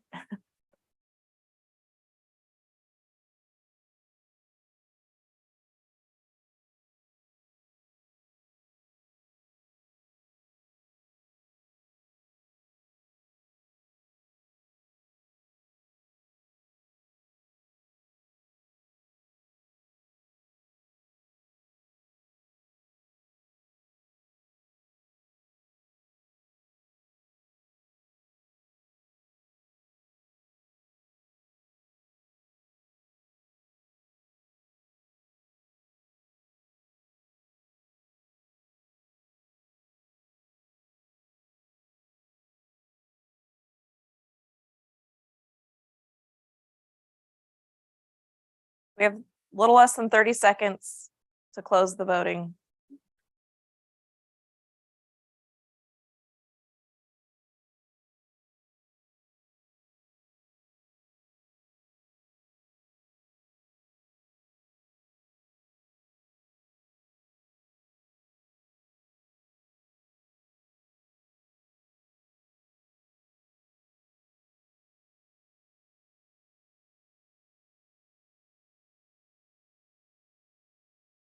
It is now time to close the voting. Please close the votes, tally them up.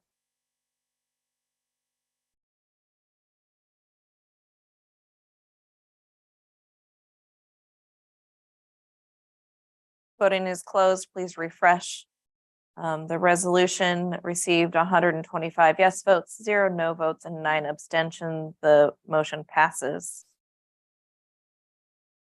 All right, the final meeting item of the Board of Governors Resolution number 7 is our annual in memoriam, which will not include a vote of the House. Joining me for this item are board members John Mirandis, Region 7, and Kelly Furr, Region 5, who will help with honoring the colleagues we have lost since the last annual meeting.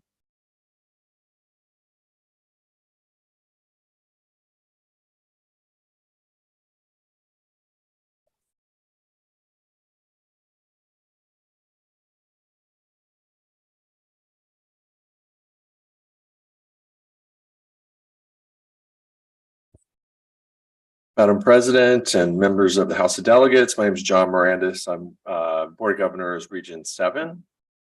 I'm Kelly Furr, Board of Governors, Region 5. And we're going to go ahead and read through the list. This is the list of our colleagues and friends, members of the bar who have passed, no longer with us. And I'm going to start with the left column. And it does say in the resolution here that we're asking that the members of the assembly stand for a moment of silence. Should we do that at the end? We'll do it while you Do read. it now. Okay, as we read. All right, thank you. William Atwood, J.B. Bedingfield, Richard Bemis, Len Bergstein, Gary Berlant, Frank Bocci, Lon Bryant, Brian Burton, Theodore Karlstrom, Catherine Carroll, Andrew Carter, Michael Clift, Craig Coyner, Harold Darren, Honorable Ross Davis, Peter DeLuca, James Donnell, Robert Dugdale, Honorable Randall Dunn, Mary Duval, Michelle Eder, Susan Egnor, Thomas Fagan, Eugene Feltz, Gary Georgieff, William Goldstein, Kenneth Goff, Ben Graham, Alvin Gray.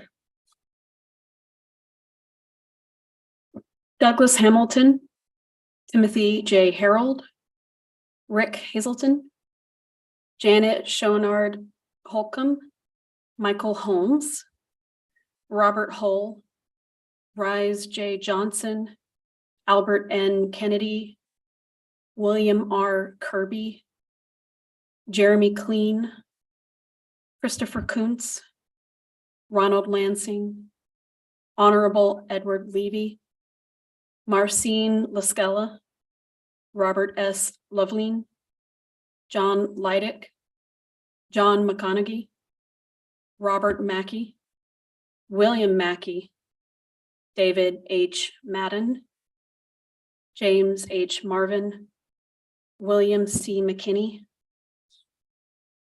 Sandra McMullen, Ronald Miller, Stephen J. Munson, Roger Nelson, Michael Opton, Terrence Pancoast, Charles Paulson, Frank Peter,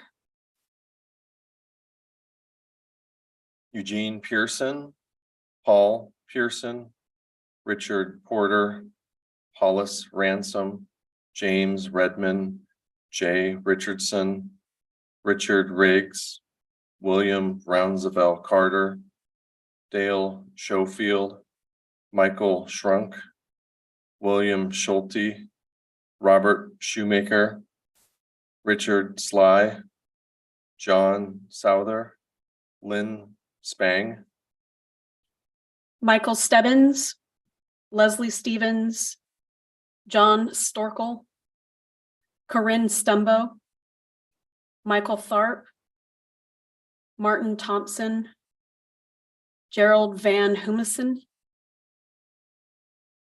Martin Bruce Vidgoff, Lawrence Walker, William Welch, Jennifer Wells, Jerry Wadowski, John Wilkeman, Mark Winter, and Bradley Woodworth.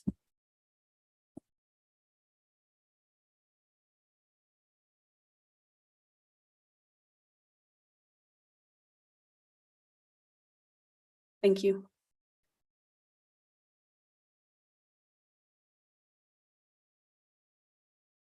If anyone knows of any additional names that have need to be added since the publication of the agenda, please speak now.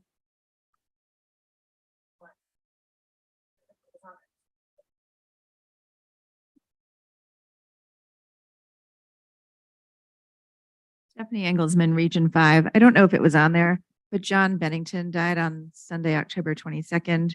He was a longtime public defender at the Lane County Public Defense since 1988 until his retirement in 2015. Thank you. I ask that you all join me in a moment of silence to honor our departed colleagues. Sorry. Madam Oh, President. sorry. Sorry, I wanted to confirm, there's one other name. Polk County Judge, the Honorable Charles. Thank you. We'll now have a moment of silence.